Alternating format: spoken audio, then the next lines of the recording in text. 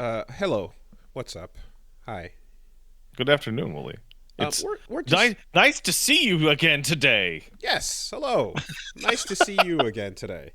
In the I don't know what Twitch's TOS violations are, Oh and for God, you saw it too.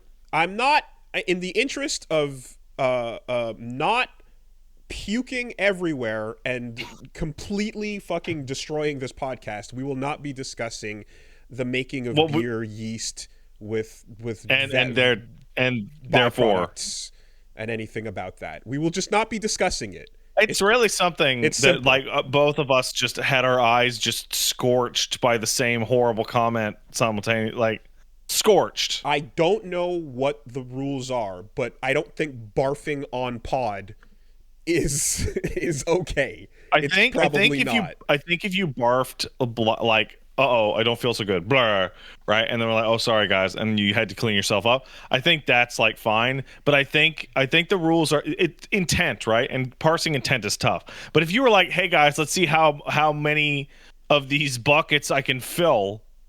Here we go. I think that would be maybe against the rules. That seems like, intent, right? Yeah, yeah. A whole new type of hot tub stream. Just how many buckets Spurned can in. how many I can't. how many buckets can fill the hot tub? Yeah. Yeah. All right. Mm. Wow. Great start today. Hey man, what's up? How are you Yeah. doing? No, not much. It's fine. And listen, look, people who rightfully are like, when I tune in and I'm eating my lunch, You're an and idiot. I'm like, yeah, You're a fool. I get it. I You're get an it. absolute It buffoon. happens to me too. Sometimes I'm listening to something and then it's like time to go into just the most horrifying visualizations of the worst parts of the human body. What? And Here's the thing.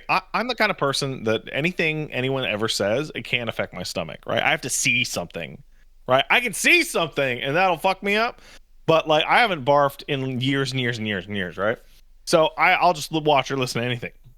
But if you're the kind of person who can't watch or listen to anything while eating your food, you might want to stay away from specifically eating your food during times where you have no expectation or control over what people are going to say. I mean, quite frankly, it happens where as soon as whenever something approaches it, I'm just like, yep, we're just gonna scrub that forward by quite a bit, and I'm just get right past the topic because, you know.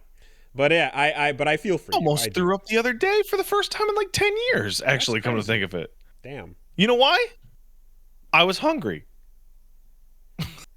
Weird. I was sitting around and I was having I talked about this on my show. I was sitting around and I was like getting really emotional. I was getting like really emotional. I was like getting like weepy over nothing. Over nothing. And I was like, sorry. No, I will. laughing at my emotions. I'm not laughing at your emotions. I am not going to name this episode Castle Super Yeast. I will not do it. No, we're not doing that. No. You cannot make that's me not do going to it. happen. You can't make me do it. I don't care what you say. Not going to, nope. So I'm sitting there and I'm getting like so emotional. And Paige is like, are you crying? I'm like, I think I am. I don't know why. And then I was like overwhelmed with like, I need to retch. Overwhelmed. I was so nauseous. And I went to the sink and I like dry heaved. And I was like, oh my God. And she's like, okay, honey, let me get you a sandwich. And then she made me a sandwich. And then I ate the sandwich. And I was eating the sandwich. I was like, wait a second.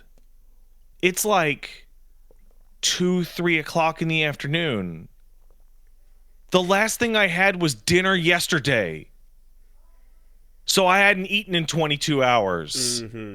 Oh, and then I ate my sandwich and I was like, yay, everything's great.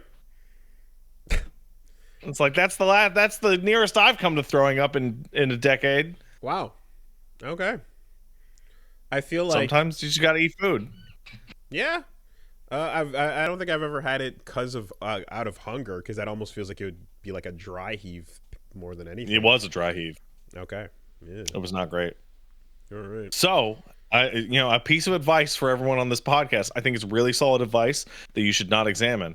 And it's, if you feel sad, eat food. If you're ever sad about something, just eat food until you're not sad anymore. Got it. Okay. Should I think about the thing while eating for maximum association? Yeah, you should. Yeah. Okay. Link the pain to the food. Yeah. Got it. Hey, you want hey.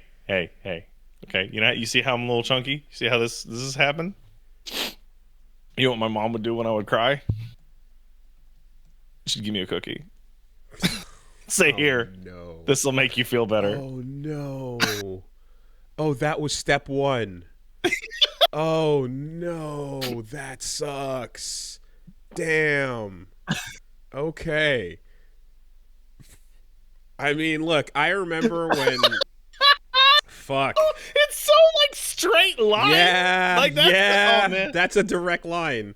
Like for me, our babysitter would just always give like seconds and just didn't really care about that. And I remember the decisions I made to like sneak down to the kitchen and make a peanut butter sandwich. Yeah. And I'm like, that's on me. I was being a little fatty, you know. Yeah. And I developed that over time. But oh no. Okay. Cookie make happy. So I got in trouble with my mom this week. I want to tell this story. Me and Paige got in a little bit of trouble with my mom. So my mom calls me on Saturdays or Sundays, right? And chat. Like, how's the baby? How's dad? You know, that kind of thing, right? How you doing, mom? Blah, blah, blah. My hip.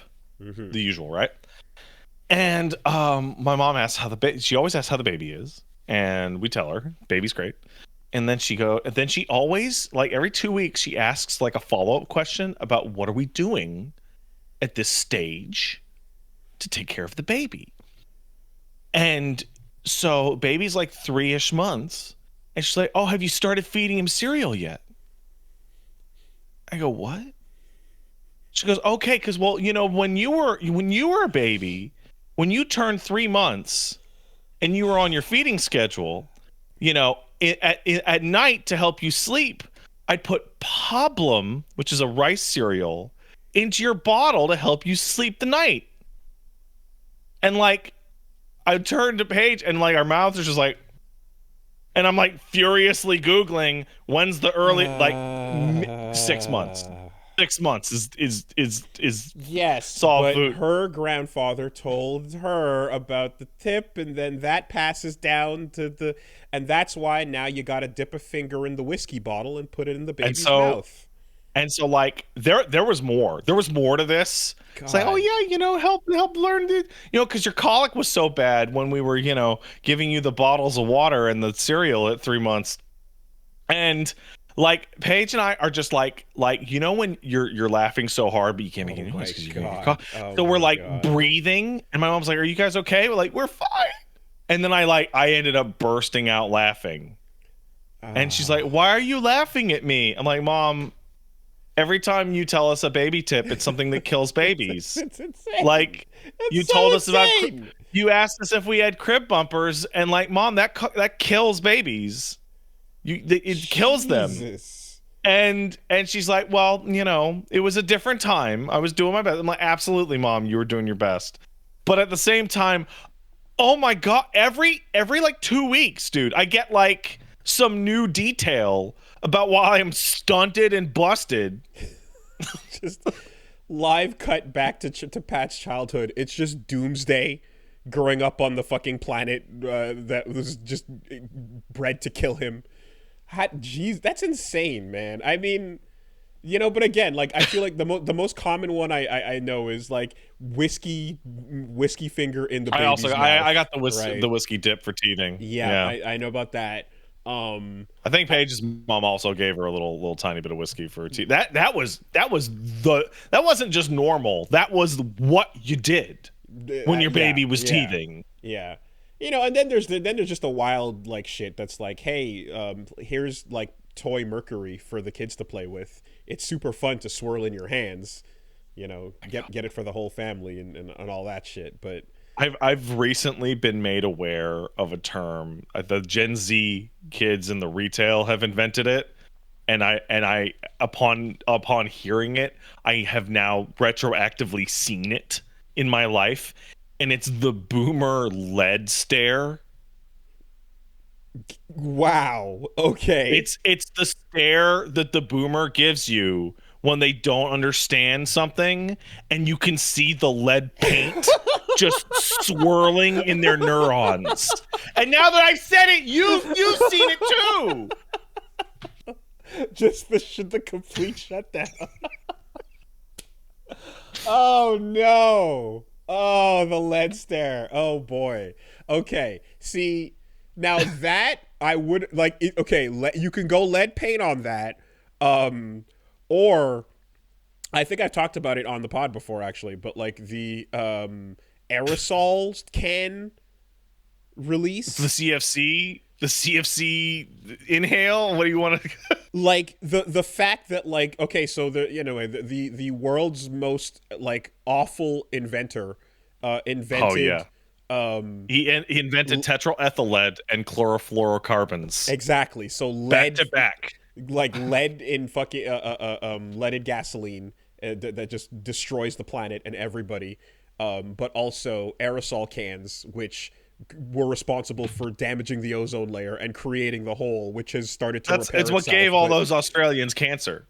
And so there's the whole thing where like long story short, you can see a chart of like the amount of aerosols like released into the air, and like the IQ and like test results of the entire generation of people in North America at the time just dipping, because like the dumber people got, the more aerosols were in the air, and it's a perfect overlap chart. It's crazy. So when I was in university for psych, I had access to the scholarly journal. You got free access to all the scholarly articles, right?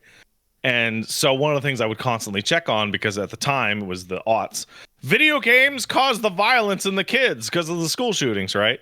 And I would look it up and I was like, actually, this is nonsense, because from 1995 to 2010, there's actually been a historical decrease in all violent crime. It's like a straight line down, right? So obviously, video games don't cause violence. And then as I dove deeper into the literature, I was like, actually, what's happening is that lead poisoning is not affecting young people anymore because of tetraethyl lead being removed from gasoline in the 80s. So teenagers are growing up without like standard lead poisoning, which leads to increased aggression and decreased appreciation of consequences. I mean, look, man. Like, correlation does not equal causation, but fuck. No, for the lead it does. Lead poisoning causes aggression. Like, period.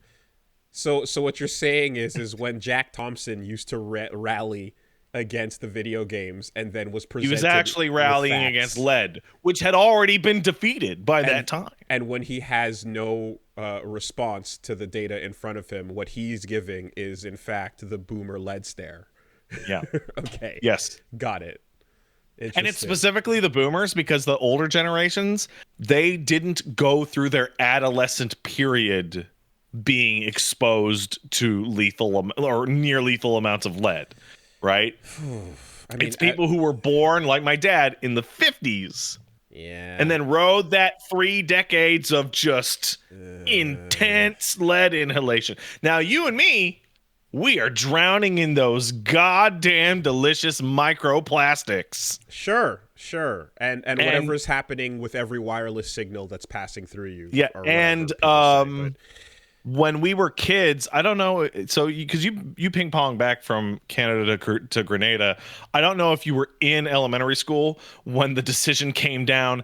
Hey, oops! Every school in the province is just caked up with asbestos. Mm-hmm. I was going to say yes. Yes, asbestos in the walls was huge, and we need to tear down every roof of every fucking public building in the whole province. Our high school like had gone through that just before we got there. But, oh my god, dude! It just fuck, man. Shit was wild, but it was inexpensive, and you know, sometimes you make an oopsie in the name of saving some cash. It is what it is. Well, dude, asbestos it's fire retardant. A building that's lined with asbestos is really hard to burn down. So you go, hey man, you know what I don't want to burn down? Elementary school. Don't want that to catch fire and burn down. Nah, Billy, don't worry. Look, it's dusty. That's the safety. Get a real whiff of it. Yeah. Look, I'm sure we'll find out whatever the fuck is wrong with us in short term. But when I know that we go through these safety precautions and so on and regulations, but there's gotta be a gaping, humongous oversight somewhere in something we're doing right now, for sure. Well, so it's gonna happen. Is we know about the microplastics, but we don't know what the microplastics are doing. So it's not clear which of our current societal and health ills can be pointed at about at the plastics. Yeah. I think the most obvious thing too, as well, is obviously social media and the brain effect it has on making everyone an addict of something, but in terms of just materials being used for things. I mean, shit, there was literally in the 90s, there was a material that was used for piping that was the cheapest and most affordable, but and better than copper. So they replaced a bunch of places with it. And then it turned out that shit with fluoride in the water would degrade over the course of a couple of years and destroy. Yeah, there was so that's why you have copper pipes if your house is a little older, or you have PVC pipes if your house is a little newer, because that interim pipes had to go. Right. So yeah, all kinds of shit like that. We're gonna find out. We're going to find out soon. But yeah, also, there's a good chance that if you're born in the mid-90s and you're listening to this, you might not have even heard about the hole in the ozone layer. But in our elementary days, that's all we heard about, because it was the ozone layer's disappearing. Australia's fucked. We're all gonna die. There was a major crisis because exactly, and that was the main thing. We were pollution and all these things, and again, aerosols themselves doing the majority of the damage at the time, and we stopped hearing about it because apparently we stopped using a lot of that shit and it repaired itself. And I was like, wait, what? No one ever gave me the update on that story. I just remember living in perpetual fear that a fucking hammer of dawn laser was going to come from God and just smite the planet. Well, I mean, that was going to happen anyway, but not for scientific reasons, of course. For theological reasons. Yeah. But no, the idea was that apparently, and again, someone can correct me on this if I'm wrong that knows better about it, but what I've heard is that it's been repairing itself over time, and we don't hear about it as much anymore because that actually can get better if you leave it the fuck alone. Also, I mean, who cares about Australians? Except for when what they talk funny happens everywhere else. I love the Australian accent. I think it's very charming. I love you, Australia. I'm sorry to make fun of you all the time because you talk weird. Nar. No. It's there's no the R's are out of there. It's it's anyway. All right. It depends, man. It does depend, I suppose. All right. So hey, happy All Hallows Eve. Oh yeah, it's Halloween tomorrow. Mm-hmm. Had a bit of a week, and in case. We're gonna be scheduling it to drop on the channel exactly for Halloween, but we did a little spook stream over on Wooly Versus, and that was, so I had known for a while. I'm like, Reggie doesn't know too much about PT, but he's heard about it, right? But I don't, and I remember a couple years ago I put that in my back pocket, I was like, oh yeah, Reggie versus PT. Save this fucking thing. That's a good thing. But not only was it obviously great because he'd heard but didn't fully know, he didn't even know what the full story of what it was or supposed to become, Oh, that's so depressing that you had to explain it to him. No, because the ending is the payoff, is the reveal, you know? So yeah, we got to do that, and everyone got to relive their trauma. So please enjoy the Halloween special that will be dropping tomorrow or today, depending. We got to do that. I forgot that beating that demo requires a fucking microphone. Yeah. I forgot. So the steps. One of the reasons why so many people couldn't complete it. Mm-hmm. I guess so. Like, I guess the ideal experience for most people is you just shit your pants. You hit the fucking infinite hallway. You never find the peephole, and then that's what happened to me. And then Paige beat it. Yeah.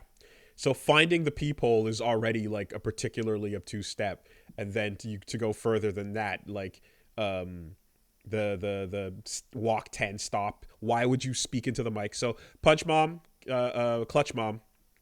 came through and brought a PS microphone over, and we were able to get to that ending. So it happened. But yeah, I thought, I remembered that being like you can like putz your way through the demo, but to get the true ending, you had to collect the photos and do all that shit. But I didn't remember that it was like, no. You need a goddamn mic to begin with, you know? Anyway, good times, right? We're had. Look forward to that. Also, spooky game we played hot on the heels of PT, the scariest game ever. How do you one that up? Well, by playing co-op Vampire Survivors, of course. So it's scary. Man, that thing is like, it's so much fun, and it's brilliant. So much fun, and the co-op system is brilliantly designed. But also, like, now that I've done it, I tried it with him, and then I tried it with Punch Mom for a bit.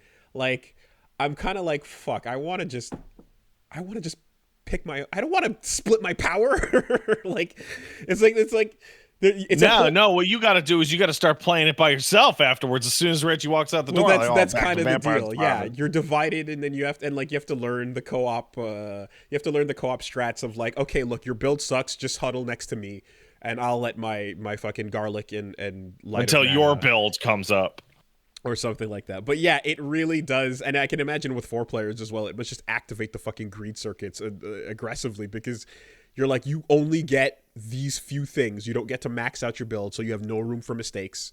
You better fucking pick perfectly from the jump, and then once you do, you know, I guess know enough about optimizing from what you have available.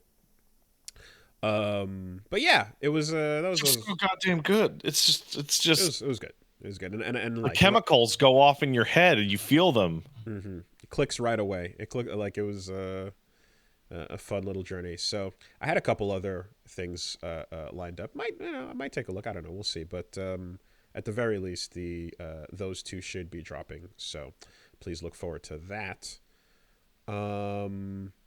Yeah, I'm gonna have. I don't want. I'm still thinking about what to do for this week schedule wise. So I'll probably post it after the podcast. But the other thing was we went right into the Sacred and Terrible Air Let's Read, and yeah, so follow up on that. I think, how's the quality of the translation? Because I know it's a fan translation. It is, and it's interesting because I think it's really good. I think it's fine.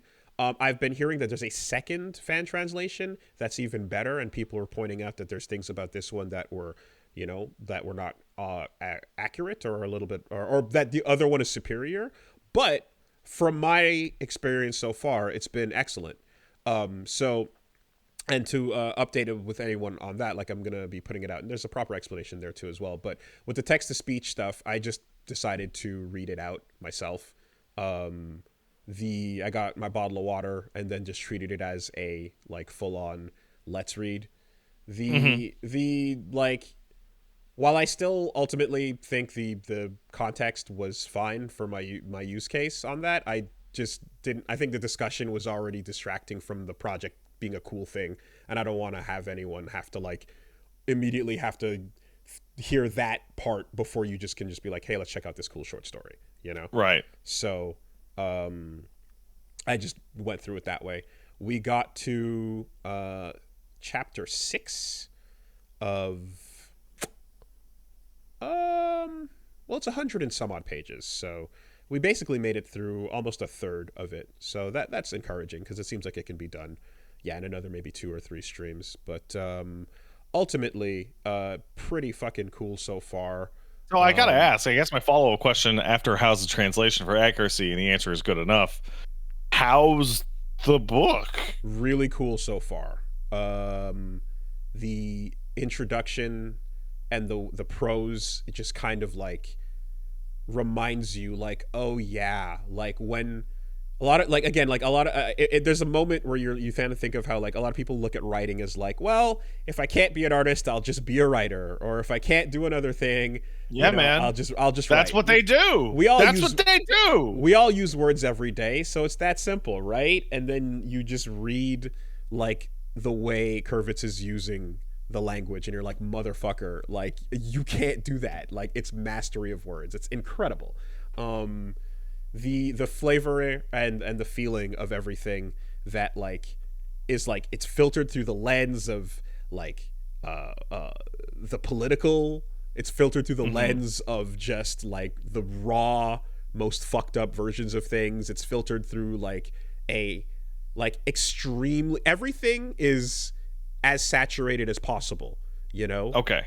It's the most vivid versions of every single emotion you're going to describe, every event, every occurrence. Like, I only have this many pages, I'm going to have to work for every word kind of thing. And does an amazing job with it, especially because the first 6 chapters so far are jumping around in time, because you're cutting between present day, past day, you know, like you're following like a couple of different characters, some of which are in childhood, some of which are in adulthood, you know, and then you're also cutting to what I'm calling shivers, right? So right. Okay.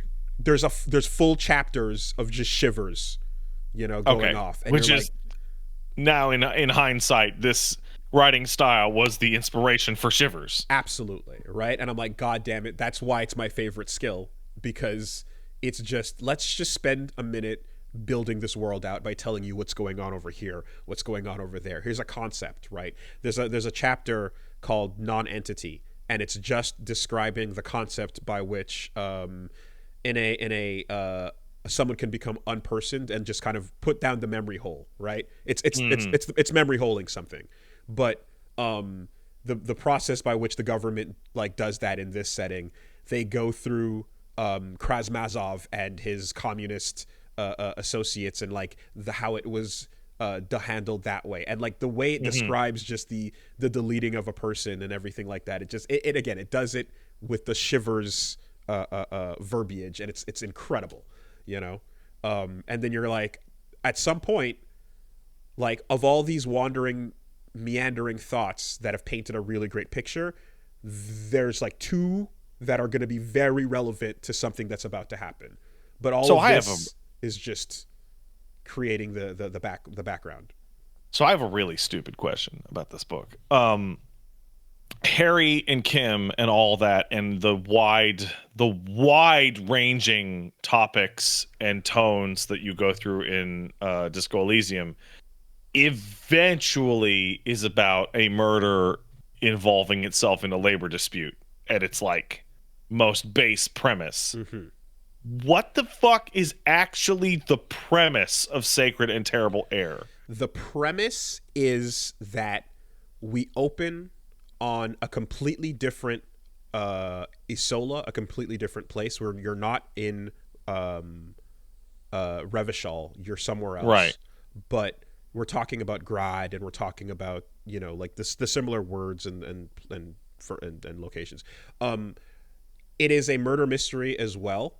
Okay. In this case, your opening chapter is not a like mercenaries' bodies strung up on a tree or whatever. It's 4 little girls are disappeared. What the fuck happened to them?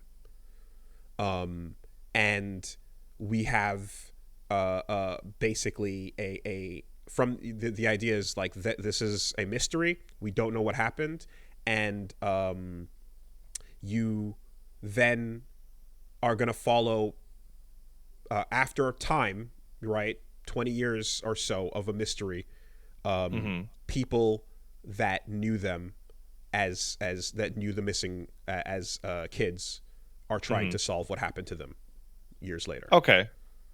And this is your opening salvo, right? This is what it is. And so like, right off the bat, like this is not going to just be the gags and the light airy jokes of disco, which are a big part of it, but it's gonna be heavy, it's gonna be fucked up, it's gonna be dark. And we've definitely already, by chapter 4, you're reading about like monsters for human beings, like the stories that Krenel was telling you in Disco Elysium, right?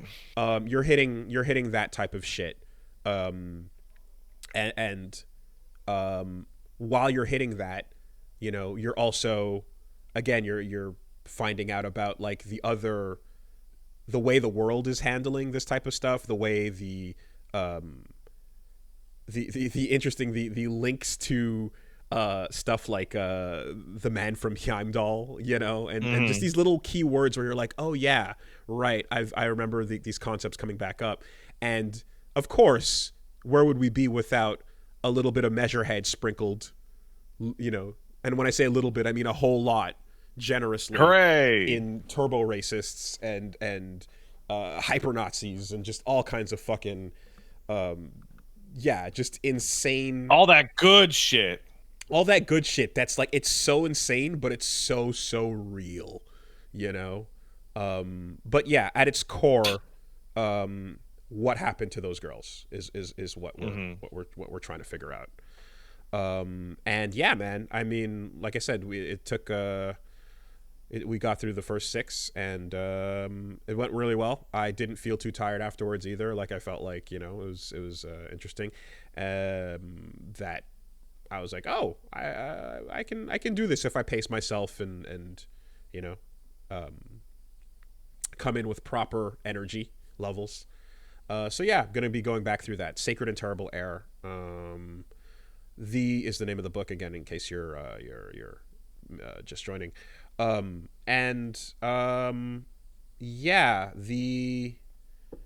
only bummer, I guess, was when I'm going through it, I was playing disco soundtrack in the background, right, for ambience. And of course, ever since the legal foibles, everything disco OST related on YouTube has been getting claimed. So the parts of the old LP have been getting claimed and shit like that for a while now. So obviously this doesn't let us put the music in the background, which fucking sucks. So yeah, I actually talked about something like this because I've been playing Alan Wake, and Alan Wake has like licensed music at the end of every single chapter, and as well as like through multiple scenes. And people were asking like, hey Pat, what are you gonna do about the licensed music? And the answer is, I don't care anymore. Okay. I'm at the part where it's like, it's very clear that danger to your channel was nearly exclusively limited to people running pirate radio stations and just like rebroadcasting shit off the fucking radio for hours and hours and hours and hours, right? That we have kind of reverted back to, is your VOD gonna get muted? Is your YouTube monetization gonna get turned off? And like, specifically with Remedy stuff, Remedy uses so much pop music in their fucking scenes. Okay. Like, I remember, did you play Control? Yeah, for a bit. Okay, did you play it on or off camera? Both. Okay, because on camera, the fucking Ashtray Maze, that's a licensed track. And the Ashtray Maze, if you turn on the copyright thing, just removes the music. So and the scene is ruined. I mean, I played Miles Morales on camera, and that was just like, okay, well, we will rely on chat to let me know when the first couple notes play. And you're never fast enough. That's the worst part. You can, God, man. So I've given up, and hearing that applies to disco. I forget what there was a game that came out recently that was, hey everybody, I want you to know that we have worked with all the musical artists in our game to make sure that you will not be copyright claimed if you play this game with the music on. And then people started to upload it, and they were getting copyright claimed by fraudulent copyright claimants. Like there's no point. There's no point. Like I have fucking MCNs that I thought died years ago telling me that they own Final Fantasy's music. Because it lets you look and see other videos that are using something that YouTube thinks is your own. And, you know, the best way to, like, quiet the DMCA bullshit and anger is to give other people the same access to that greed, right? So you can like make a system that works for everybody, or you can give the power to claim videos to everyone else so that everyone will be shitty to each other and want to make money off each other, and therefore now you can just wash your hands of the whole thing. You know? I'm sure you get this on your YouTube channel, but on mine, I will log in and go, hey, we found matches to your content. Do you want to do anything about that? And every now and then I'll go in and I'll go, oh, is somebody like re-uploading my videos? No, it's the intro to the game I played last week where I was quiet during the intro cutscene. Yep, that's it. And I was the first person to get it up there. Yeah. And so it says that it's mine. Yeah. And do I want to strike all these people with 10 or 15 or 100 views? I watched the Gungrave Gore trailer. Do you want to claim every other instance of Gungrave Gore on YouTube? Because you can, fucker. Right? And I just don't do that because it's not mine. Right. But everybody else is like, whoa, I'm going to push it. I will, again, that fucking shitty band that is like, I own the Mario Thousand Year Door intro theme. Yes, I do. Yeah, you do? Do you? Anyway, so... What a mess. What a fucking mess. So here's what I did is like, yes, it's kind of an audiobook, but I also think the music added a lot to it. I peeked in, and the interface you had with the music, it was nice. It was very cool. So I went and I got some royalty-free music that I think tonally fits with what's going on and feels disco-esque in a way. It's not obviously going to be the same. It can't possibly, but it's just something that I think is a decent replacement for now. And that's what we're going to be doing for the YouTube upload. So the cynic in me says that your royalty-free music is also going to get claimed. The tests we've run seem to indicate that they'll be fine. So okay, the new cynic says they'll be claimed in 4 months. Yes, perhaps, right? Exactly. But yeah, Bomber Cyberpunk, I was going to bring up a perfect example where they said, everyone, no problem with the music, go ahead, go nuts, and that allows other people to start pretending they own it. Exactly. Yeah. We'll see, but for now it seems like it'll be fine, and I think I found some tracks that are very disco-esque in their background tone, and hopefully that'll others will agree with me. So yeah, check that out. That'll be coming soon. The Let's Read series. What else is going on? Hit up Sir Meow Music, had a little Halloween shindig. That was fun. Got to rock my... He's really nice. I've spoken to him a couple times via DM. Super cool. He's just like a really sweet guy. Yeah. And I like that, like, there's a point where I think at a certain age the effort in Halloween costumes is just like, do I have a Kigu? All right. Call it a day, right?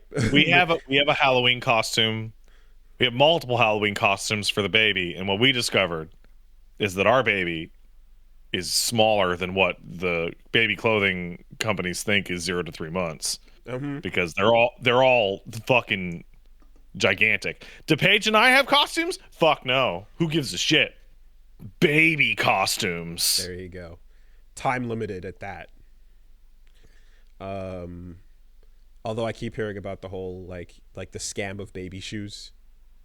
It's like, yo, do you want to buy baby Jordans? Go ahead, pay them full price. Hey, they work for 2 I'm weeks. hey, I have a baby. I can talk about this. Baby clothes are a scam.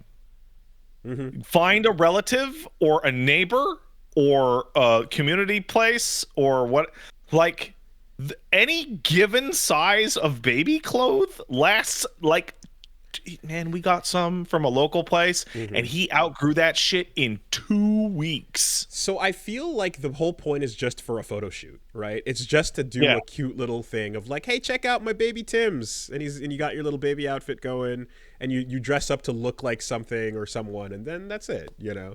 But you don't actually rock Like baby them. shoes never worn is supposed to be depressing, not like a fucking like byline on your eBay ad. Because they like you never had the opportunity. Nothing sad happened. No, man, the pristine baby never put the shoes in for sale. Yeah. So yeah, we did that, and of course we returned to Final Fantasy IX. We returned to Vivi, and yeah, that shit's a lot of fun. I'm glad we had Civ put together the best of what we did so far. So a nice little summary for anybody who is joining us on the story so far can catch back up, and I certainly used that to be like, oh yeah, what was going on? Ah yeah, there we go. So FF9 continues over on the channel. I spent a good chunk yesterday watching a show called Pluto. Okay. Have you heard of Pluto? I have heard of Pluto. So two things I've heard about Pluto. It's by Naoki Urasawa, who did Monster, which is one of my favorite things I've ever seen in my life, which I keep trying to convince the wife to watch. Yeah. And I knew this even before I learned of it because I saw a picture of a character in Pluto and went, is that a new fucking Monster spinoff? What is that? Like that, dude, that guy's style is 1-to-1. Okay, he has exactly the way he wants to draw people, and that is the way he's going to draw them. As a fan of Monster, 20th Century Boys, and now Pluto, I can tell you one thing right out of the gate. That motherfucker is enamored with a long-haired, shaggy, hobo-looking fucker wearing a trench coat. That character will show up at some point in everything. Oh my god. Like like Japanese man who's seen some shit, just letting the hair shag out and who's wearing a long brown trench coat. It always happens. It always does. The other thing that I found out about Pluto is that it is, I'm like, oh, how many episodes? It's like, there's 8 episodes and they're each an hour long. And I'm like, what the fuck? Anime releases 8 1-hour-long episodes. The kind of fucker that puts out 50 episodes of Monster and however many of 20th Century Boys because he tells long stories. Pluto is fucking incredible. It's so good. It's so good. And I mean, obviously, considering how great, again, 20th Century and Monster are, it should not surprise me at all. But yet again, here we are. And I'm reminded of how much I enjoyed those things because there's an element to the art style that is like super that's being respected here, where it's like, okay, we want to make it look like the way the manga did. And with 20th Century Boys, with Monster, like I get a vibe that's similar to when I watch like something from Satoshi Kon, where the characters are meant to be very grounded in reality. People are meant to look realistic, like people. They're very flawed. Like people. You can exactly, and you can expect to see. You could see a live action casting of a lot of these types of people as well. And I talked about Monster on this podcast a million years ago. I was like, there's absolutely nothing in Monster that would stop it from being perfectly adapted to live action. Of course. In fact, there's nothing in it. The designs, the scope, the scale, the tone, it's like Satoshi Kon. It's just a drama that was drawn instead of filmed. And I don't remember if Monster was adapted, but 20th Century Boys was made into a live action film, right? So, Monster was not, because we would have heard about it. So, but it's super possible, absolutely. And I think like, at risk of like sounding too fucking boomer on the animes and shit, but I also get that when it comes to whatever. I take my criticisms, but I think what I love is that the average person in an Urasawa story is not beautiful or attractive necessarily. They're just people, right? They have big noses and small noses and weird shaped faces and eyes that are all over the place, and they're not all classically beautiful, perfect characters, which is not what you're used to seeing in anime, right? And so what that means is when someone does show up that is Bishonen beautiful, you're like, oh fuck, that there's a point, right? That character is like it has they stand out, you know, in a way that someone like that with that level of charisma would stand out in the world. And in like, the I don't case have of, a lot of experience with 20th Century Boys, but I remember in Monster, like half or more of all characters are like older guys, like in their 40s or 50s, who are like a little bit over the hill and like have big noses and like kind of pudgy faces and shit. Like they look like dudes. yeah. So like when you have this world where you're so used to just seeing normal people and, you know, like again, Flaw and Shag and 5 o'clock Shadows and tired old ass men and and tired ass women, you know, when fucking baby Hitler with perfect hair and beautiful features comes through and is like, I am charisma, it actually feels like that's happening because of how much that character design stands out in contrast to the rest of the fucking setting, right?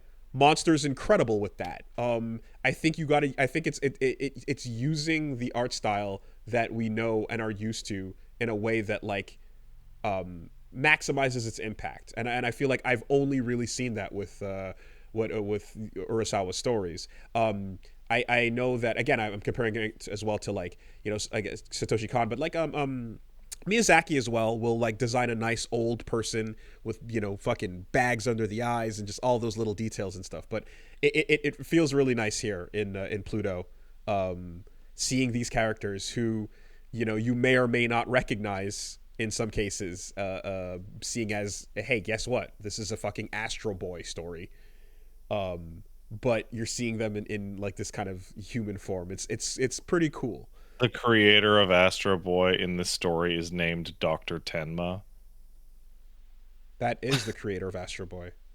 Oh, I was not familiar with the reference. Yeah. No. It actually is. So I started it not knowing at anything about it. I just pressed play completely cold. So it was very interesting in getting introduced to this setting and then hitting the like, oh fuck. wait, this is about what? Right? And I mean it's like, yeah, and because like you literally fucking Adam is, you know, like just walks on screen and you're like, oh, this is an Astro Boy story. It's Astro Boy. I had no idea. I also was you know? weirded out. Even I'm like, oh, people are talking about Pluto, and I saw like a big evil man with the, like the horns. Like, oh, cool. And then I like clicked on it and saw like, is that Astro Boy? And it's like, well, no, that's a character from you know, the old Tezuka fucking manga, right? Like that's what it is. And yeah, not just Tenma, but like Uran, the Astro Boy sister, you know, the Dr. Light equivalent, Ocheno Mizu, you know, who's like in there as well. Like, so I'll say that like, if you don't know anything about Astro Boy, this is still a very good story. I'm 4 episodes. That Mega Man is just Astro Boy. Yeah, it really is. That's what I know. It really is. I'm 4 episodes in, so I haven't finished it yet. But of halfway through it, I'll say that like, not if you don't know any of the references of what's going on and you just kind of know vaguely what Astro Boy is, that's more than fine. It's a very good story and it's really, really well done in a self-contained way. But if you do happen to vaguely know that like, oh, Dr. Tenma created Astro Boy, and Dr. Ochanomizu created Uran, and like there's the basics of what the story is. Just like here's a background character that sets up, because Astro Boy has been rebooted many times. There's been many different versions of it, and there's lefts and rights and zigs and zags, but the constants are the origin story characters, you know, like, and like with any like Western comic, right? So if you kind of are just like vaguely familiar with that, it'll help, and it'll be a little bit like, oh shit, because I remember like there's like one or two character reveals where you're like, oh fuck, oh I see you, what you just cut to there, I know who that is, you know. And it is interesting kind of like having an idea of, this is what this character is supposed to be, what is this world's version going to be of them, you know. But don't hang too much on that, because it's still very enjoyable even if you don't know too much about Astro Boy. It's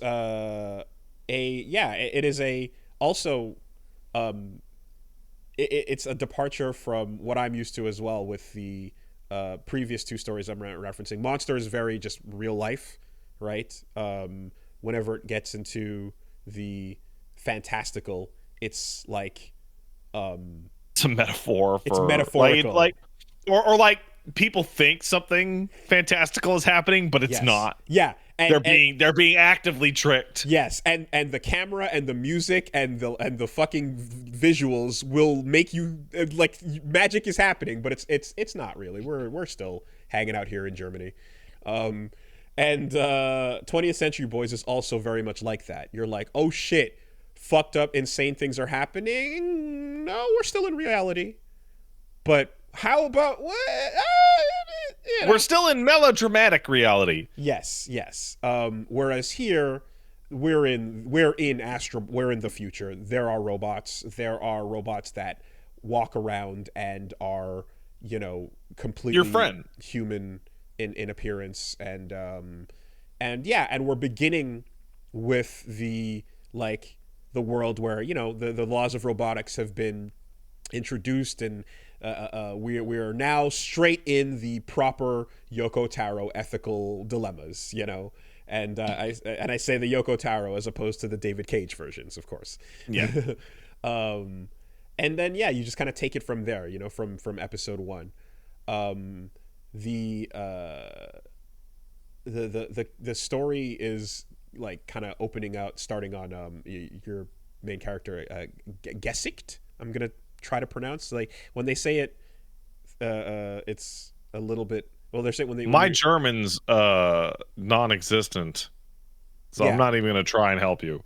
No, but in any case, and but you're following this character, you know, and you're just, it feels like a lot of the issues you're seeing are like just grown-ass man problems and grown-ass man solutions, and then here's like a little hint of like, here's a little bit of Astro Boy, you know, and then here's some more, and then here's some more, but like, what if this is what was happening in the bright and colorful, like sort of Tezuka style, and then what if the camera just kind of went right over here to like this dank basement where like the war crimes were happening.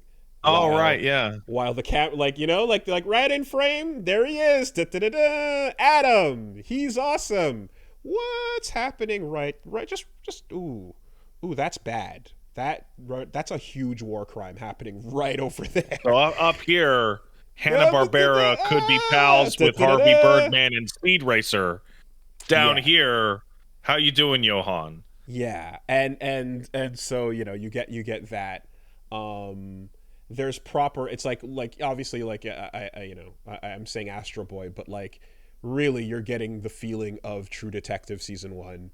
You're getting the feeling of big hard feelings of that. That's not what I thought you were going to say. I'm dead serious about that. You couldn't possibly imagine how much of that vibe is there. Is the theme of Pluto don't go to Louisiana? I mean, How did you not answer that with no very quickly? How did you even have to think about that? I think so I'm only halfway through, but the theme of Pluto might be that the lie told about weapons of mass destruction has devastating ramifications, and the disposal of Saddam Hussein and the Iraq war in the post 9/11 world is still being felt to this day.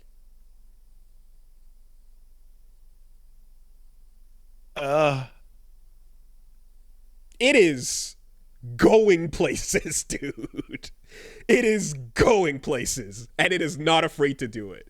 And what's awesome is, while you have this type of fucking awesome storytelling going on, let's literally cut sometimes to a story over here, again, off camera, somewhere over here, and you'll be like, did I like accidentally click skip episode? What am I watching? What is Oh, it led back in. Incredible. It's so good. Yeah, it's obviously, it's been a long time since the last Urasawa stuff that I've seen, so I kind of like, I haven't forgotten, but I'm like, oh, I'm feeling what I did going through those things in the beginning again, where I'm like, oh, this motherfucker. It's like how when I was talking about like the Slam Dunk movie, I was like, oh, right, Inoue fucking kicks ass. I forgot for a minute. I didn't forget, but like, you're like, oh yeah, just a reminder that this motherfucker's doing it. And when he decides to work on a project, it's gonna be like amazing. It's that. And Inoue is the artist on Slam Dunk. Pardon me? Oh, yes. And Vagabond. Okay. So the guy who also did the One Punch Man redraws? One? Or no, because there's One Punch Man, the webcomic, and then there's One Punch Man, the most incredible looking paneling I've ever seen in my life. Is it Obata? Am I getting that wrong? That's somebody else? Oh, okay. Yeah, that's a I thought Murata was the Slam Dunk guy. One in Murata. Okay, Murata. No. Slam Dunk guy is Takahiko Inoue, who's Vagabond. Murata did Ice Shield 21, which is the football guy. Right. And Inoue also did Real, the wheelchair basketball. Anyway. It's called Wheel? No, Real. Real. It's not called Wheel. It's not called Wheel. It's called Real. that would have been a little on the nose, but that's not what happened. Yeah. My bad. Hey, my bad. Nope, that's Discord. Sometimes. Yeah. Oh. So yeah. Anyway, the thing, of course, is it helps that same 20th Century Boys monster art style that we're talking about is also just enveloped in gorgeous quality animation. It like bringing like CG plus traditional style mixed medium scenes. The integration of like special effects and things are just like awesome. So action is not the point of the stories he tells, but when it does happen, it's fucking impeccable. And it makes sense now that I'm hearing that this is apparently like almost a decade in the making of a project that's been developed for a really long time, because it looks incredible, and every episode is a fucking hour long. It's dense and gorgeous, So yeah, at risk of saying too much more, it just goes places. And wow, I'm watching little bits of this trailer. Wow, this looks incredible. Yeah, and again, there's been multiple times where I'm just like following the story, and then just you get jarringly reminded of like what it's about. And you're like, oh my god, wait, where was I? What just happened? It's really the hours are dense, but great. So you're gonna feel after you've watched one episode as if you've watched 3. You know? Well, you have. Yes, Really? you actually have. That's true. If you're The counting average anime is 19 minutes long, plus not even opening 30. and outro, and ads and whatnot. Yeah, that's true. That's true. Yeah, so but by traditional metrics, I'll have seen. I guess I've seen like 12 episodes if you, Yeah. you go by that. So yeah, Pluto, really, really, really cool so far, and yeah, I'm gonna just go finish that shit off. And again, if you feel like it, I suppose you can just briefly like read a quick synopsis of like what Astro Boy is about. But in most cases, it's just like there's Astro Boy. He was made by this Dr. Tenma, and he's got his family, he's got his little cyst, and the good guy stuff. And there's these other characters that are bad guys sometimes, and there'll often be like in most versions this kind of happens or that kind of happens. So yeah, if you do want to like briefly know about that, it might add, but it's not at all mandatory. I just clicked play myself, so yeah, it's on Netflix, by the way. So yeah, and Netflix, I guess, knows aggressively that I want to watch it, because when I opened it up, it was like on my preview profile thing, first recommend, like based on literally everything you've ever clicked on, you probably want to watch this, So I do want to watch this. Yeah, big recommend. That's pretty much it. So yeah, I'm just gonna I'll drop that. Watch Pluto, and 8 episodes feels good. Feels like a decent. Is it like a whole thing, or is it the start of a thing? I don't know. I've only seen 4 of them. Oh right, yeah. What stupid question.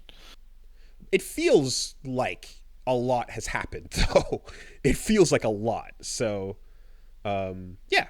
Somebody in the chat who asks, as a follow-up to this discussion, should I read or watch Monster? You should watch Monster. That is like a 1-to-1 manga adaptation, and the sub and dub are both excellent.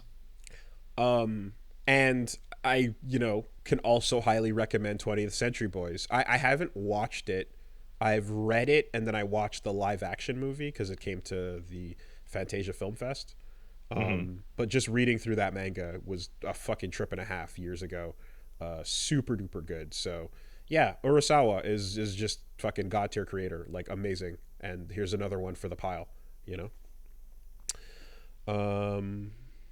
Oh, when I clicked play, is subtitled. I don't know if there's a dub or not. So there is a dub, but you can't get it. Wait, are you talking about which one are you talking about? Pluto. Yeah. Pluto? There's no dub. Yeah, I don't imagine so. Okay. Yeah. So anyway, that's me. Come tune in this week, and I'll let you know. We're gonna play FF9 for sure. Yeah, gonna be out of town for the weekend as well, but we're gonna at least get FF9 in there, and then I'll let you guys know. I'll figure something else. Oh, there is a dub, and Keith David is in it. Oh, cool.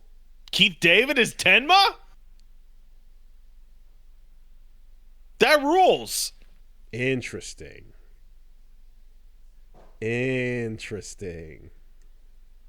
Yeah. Okay. That fucking Gendo fucker. Yeah. Okay. I see it. Interesting. So much. I think Keith David is the best. It's fitting based on what I know, what I've seen so far. Cool. So anyway, yeah, Wooly Versus on Twitch and YouTube. What'd I do with my week? I just powered through and I beat Spider-Man 2.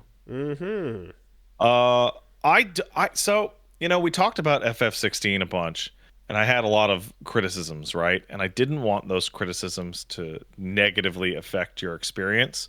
And I feel like some people thought that was. I don't know when you're planning to get to Spidey 2 or if you do, but I don't want any negativity that I have to overshadow the fact that the game is excellent. It's absolutely fantastic. But there is kind of a death of 1,000 cuts thing going on near the end specifically. Okay. Where a bunch of very little tiny things start to build up to create like stuff, like problems. I am aware that there is a nuclear bomb in the form of a costume, but I have not seen said costume. All right, so I'll get to that. I'll get to that in a Okay, second. that's all I know. So, the first thing is we talked about copyright stuff. Well, Miles I did a mission with Miles that everyone was asking about. Did you do this mission? It's so emotional. And I'm like, yeah, I did that mission. It was fine. Only to find out that the reason why I didn't give a shit is because the scene just has no music. If you have streamer mode on, it just has nothing. Okay. It just has nothing. That sucks. Which really bummed me out. Do you want to see the fucking costume? Yeah. Cause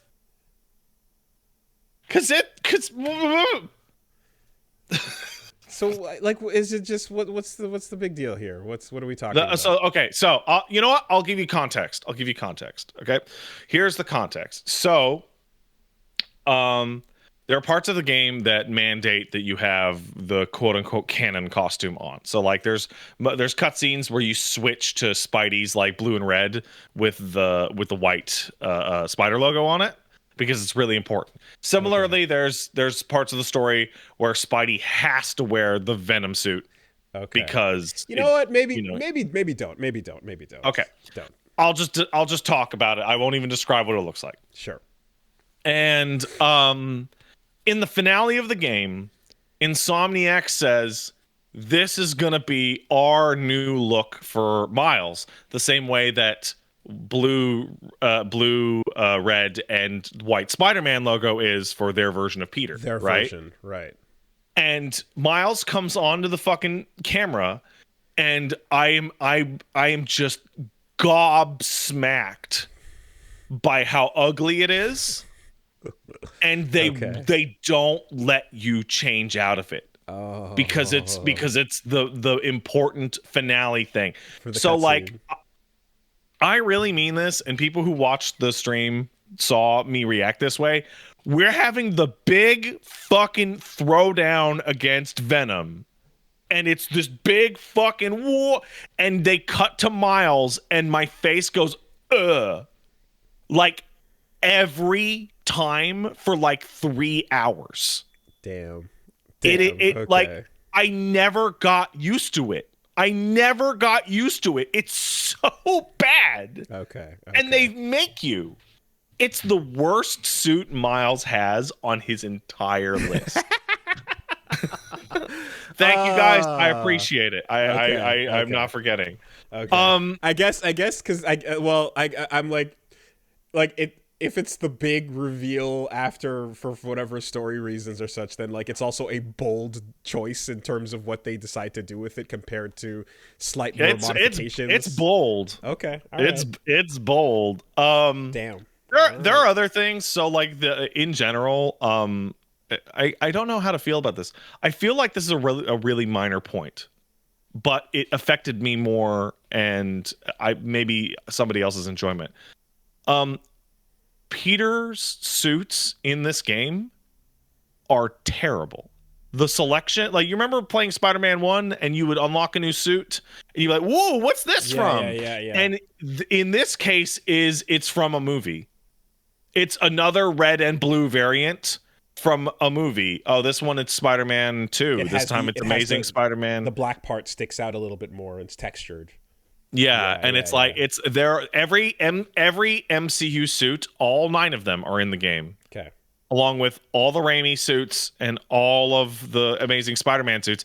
Like, movie suits take up like 50% of his fucking outfits, and it's bad. Like, you know what suit I ended up wearing for 99% of the game? The Dr. Octopus one from the end of Spider-Man 1. Damn. Okay. Yeah, right? I get. It's interesting how, like, you know, I guess Spider-Man really is that. But like, when you think of Batman and Iron Man, you think of them as like, every time I see you, I want it to be new tech. Like, it's a part of the idea because you're a tech hero in a way. It honestly kind of reminds me of like the way we talk about fighting games. And when we talked about Street Fighter V and Street Fighter 6, about like, man, I can't wait to see new characters. Meanwhile, there's like a huge proportion of people that are like, if Guile is not in the game, I'm going to just leave. I'm walking right away. and it feels like when I talked about it, people, I saw responses that were like, yeah, I don't care about any suit other than the Raimi Spider-Man 2 suit, and if that suit's not in the game, I'm not going to play it. And just Damn. shit like that. And Okay. I'm like, I don't understand this. Well, I think it's the simple matter that this is the most popular superhero of all time. Boy, is it. So that many opinions are going to be that strong because this is the planet Earth weighing in on how they feel about Spider-Man's costume. Can I go back to Miles's shit costume for a second? I'm not black, so I don't know. Have the exaggerated swagger of a black teen. I don't. But I actually need, because he's wearing sneakers and they're Adidas. And I'm like, that seems like the wrong sneakers to me. That seems like, especially in Spider-Verse, isn't he wearing Jordans? Okay, in Spider-Verse he's wearing J's, and in Insomniac-verse he's wearing Tim's, which are New York as fuck. And you can see the Adidas logo on these shoes. And I'm like, that seems wrong. Is that a deal? Was a contract signed? It's gotta be a deal. There's a deal was signed? Okay. Because, yeah, it feels like it should be one of those two. Not just because of, like... for authenticity's sake, right? That's what matches the vibe. That's what someone of his age in this location, in this particular part of the world, would be fucking rocking, you know? People suspect that Adidas designed the whole suit. Oh man, if that's that's funny. What are those? So I want to talk about Mary Jane. You played the first Spider-Man game, and in that first Spider-Man game, there were these Mary Jane sections, and everyone was like, "I hate this." And I actually saw an interview with one of the devs yesterday in which they acknowledged that everyone hated the Mary Jane sections. Oh. And their solution was to jam a bunch more Mary Jane sections into the game. But this time, they're going to show that you can be a hero without powers by giving her a gun. They just give her a gun. And it plays like a mediocre third-person shooter. All right. And her sections still suck, but they have the bonus of making all of the enemies in the game look weak as fuck. Because MJ gets like, she gets shot in the chest with crossbow bolts, and she just pulls them out and then rushes them and then beats them with a stun gun. Okay. And I'm like, this is Kraven's elite hunters from a world away with the technology that can take down Scorpion and Shocker, and it's like, video game logic has to still rule the day. I can't really. So I have like, I think overall the character of MJ was a little improved because at least you get to shoot a gun. I think near the back half of the game, they spike her into a trash can. Like they're building her up and she's getting better, and they're like, into the trash. I thought you meant literally. I was like, wait, what? Okay, no. Right. Because like her, there's very little I can talk about this without spoiling it. That's fine. But they keep trying to give her agency and more agency and more agency, and then she both gives up all of her agency in the stupidest way possible, and then the resolution of her story is so awful that I gasped out loud. Oh wow. Okay. And was offended by the game. Like what they did with her didn't offend me. I mean, the actual lines of dialogue associated with her in the ending hurt my feelings and made me like grossed out. Wow. It is a slam dunk into the trash. I feel bad for like, man, all I can think about is when people talk about MJ in the comics, the sentiment I've been getting has been like, why the fuck can't they just have Peter be happy with his wife? Why is it always gonna be just like they fucking hate each other / never again / rip them apart, you know? And it's like, oh, the days of them just being all right are gone. I don't know, forever. man. Even from the get-go, MJ's character seems like so poorly realized in this because she wants to be like a real journalist, you know, and working for the newspaper like Peter.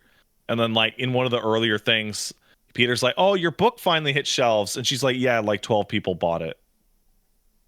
And it's like, "Oh, cool, you are a failed journalist." And everything to do with that sucks. And it's yeah. She does get okay. I will say one thing. MJ does get one really awesome, cool moment that they then ruin.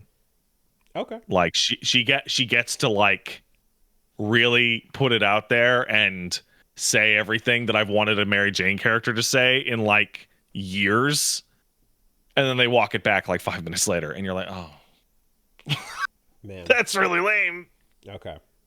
I feel like there's like it every time there's a long relationship in the course of like a story that's fucking told over decades of you know history in comic books, everyone's gonna try everything in the kitchen sink, you know, they're gonna throw it all at the wall and then eventually just reset it.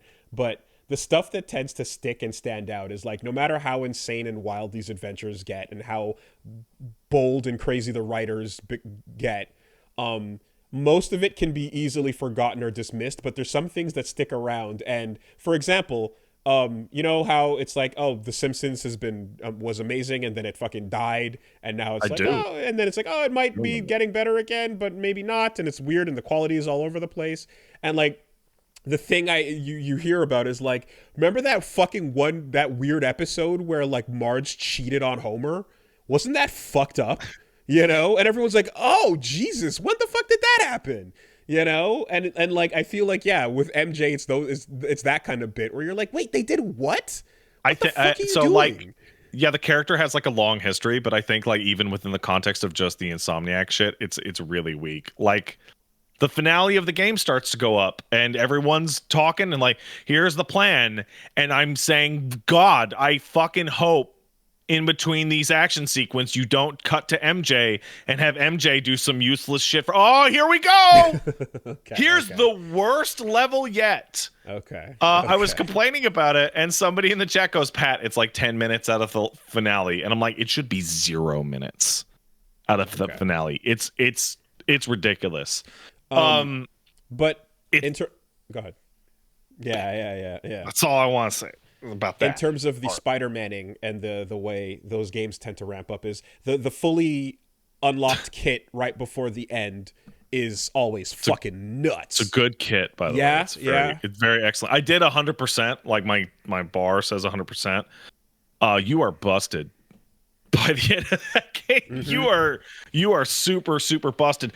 Soft locked myself a couple times. One of which was when Miles gets his final ability and you're drowning in skill points. Mm-hmm. So you're like, oh, I'll go into the inventory and I'll level up the skill to level 2 before I use it in the tutorial. Soft locked. Oops. Okay. Had to reload it. But I don't know how I feel about Venom in this game. So Venom's cool as hell, and he does a lot of cool Venom things, and that's great. Looks perfect visually. No notes. But he's not Eddie Brock, and as a result, he's a space monster. Like it's Tony Todd as Space Monster.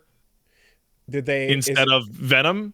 Did they do their own thing, or does it play like the new movie in any way, or is it just a completely new vibe? It's a new vibe. Okay. What I'm saying is, like, so when Eddie Brock is Venom and there's like Eddie Brock hates Spider-Man and Venom also hates Spider-Man, here we have Venom wants to fuck Spider-Man. And so you heard me talk about last week about how the Harry and Peter's shit is like a gay sex tornado. Okay. Was that premature? That was premature. Okay. I think somebody summed it up by like the homoerotic subtext between Venom and Spider-Man has always been there. It is no longer subtext. It is the text. There are lines of dialogue in this game's finale that are like, "I want to kiss you on the mouth, Peter Parker. I was inside of you, Peter. Let me back in." Yes. Like, and the way that Venom has tentacles that are just always slithering all over fucking Spider-Man's like fucking dick and ass and shit. It is out of control to the point it feels so much like a lover's relationship that there was a point in the game that I just started to lose it. I started to laugh so hard because I couldn't believe how ridiculous it was. Peter calls Harry on the phone to be like, "Are you still in there, man?" And it goes to voicemail. And he starts to cry and leave him like an ex-boyfriend voicemail. And I start to lose it because, like, dude, Venom is not going to check his voicemail. I don't check my voicemail. Who are you leaving this fucking message for? You sound like an idiot. Interesting. Playing a Spider-Man, A+. The story of Spider-Man in this game, it's definitely the weakest of the three. Yeah, because I was gonna say the first two, you know, like in the end, I was like, I enjoyed that, and I liked Miles a lot, you know. So, I feel like Miles doesn't have anything to do in this game. I feel like Miles gets he gets missions at his school. And he can do half of the friendly neighborhood missions, and he gets to do the Mysterio side stuff. But I feel like for the main plot, Miles has like 2 things to do, and then he does them, and then he becomes like a sidekick. Okay. For the whole, like he, yeah, he does not feel like the other playable Spider-Man. He feels like the energy in of the two of them on screen at the same time, so in based on the first and based on his game and stuff, is kind of very like, yeah, here's my boy Wonder, right? You know, yeah. Like, but I guess you're saying like in plot event wise, there's just not much for him to do. Yeah, so Miles gets like, hey, save the Jazz Museum, and Miles gets help Mysterio out, and Miles gets go do help odds and ends for the kids at your high school and stuff like that. Meanwhile, Peter is like, I'm being eaten by an alien monster. I gotta stop craving. It's going down. Yeah. Okay. Okay. And I remember I was complaining that like the two characters don't actually interact very much for most of the game. And when I got to the finale, people were saying, see, they're doing every mission together. I'm like, 75-80% of the game, they're completely separate. To the point where they don't even call like Peter doesn't even like talk to him on the phone. Like Miles calls him and Peter just calls. I would assume that's to build up the combo. A little bit. But it just ends up like they actually spend very little time together as Spider-Mans. Oh, okay. Because I feel like the right way to handle that would be to like, you know, to like have it happen and then split it up and then bring it back a little more. And then, you know, because we know it's what you want. So then you got to tease it and, you know, give a little bit, take a little bit. Yeah. All right, fair enough then. Oh, and also the final takeaway is like, yeah, no, this game had to come out on the day that it had to come out because boy, every time I sat down, I ran into a bunch of like Class C bugs all over the place. Like they put out a patch the final day that I played the game, which was like they fixed the bug where Spider-Man turns into a cube. I saw where that. Yeah. If you play for like 6 or 7 hours, he would just turn into a tiny cube. They should have. Oh, if somebody from Insomniac can hear me, I would like to extend my condolences because there is a part of this game that feels like Insomniac got fucked over really bad by Marvel. So there is a Spider-Verse quest in the game, right? Where you catch little spider bots and they all represent various rare Spider-Mans, right? Okay. And the fucking payoff at the very end of that thing is you get to meet a character that got cut from Spider-Verse during the game's development. So I saw it, I'm like, who the fuck is that? And people are telling me they only exist on like concept art pages for Spider-Verse. Damn, they weren't in the movie. And I'm like, so this thing means nothing? I'm like, yeah, it means nothing. Easter egg, if you know what it is, I suppose. I guess. Okay. But like, bummer. Okay, what's going on, and then or what's going on this week, and then let's take a quick bathroom break. Well, actually, I just want to talk about Alan Wake briefly. Okay, can I let me just use the bathroom. Can we just piss? You want to piss? You go piss. Yes. All piss time. All right. Pee-pee time.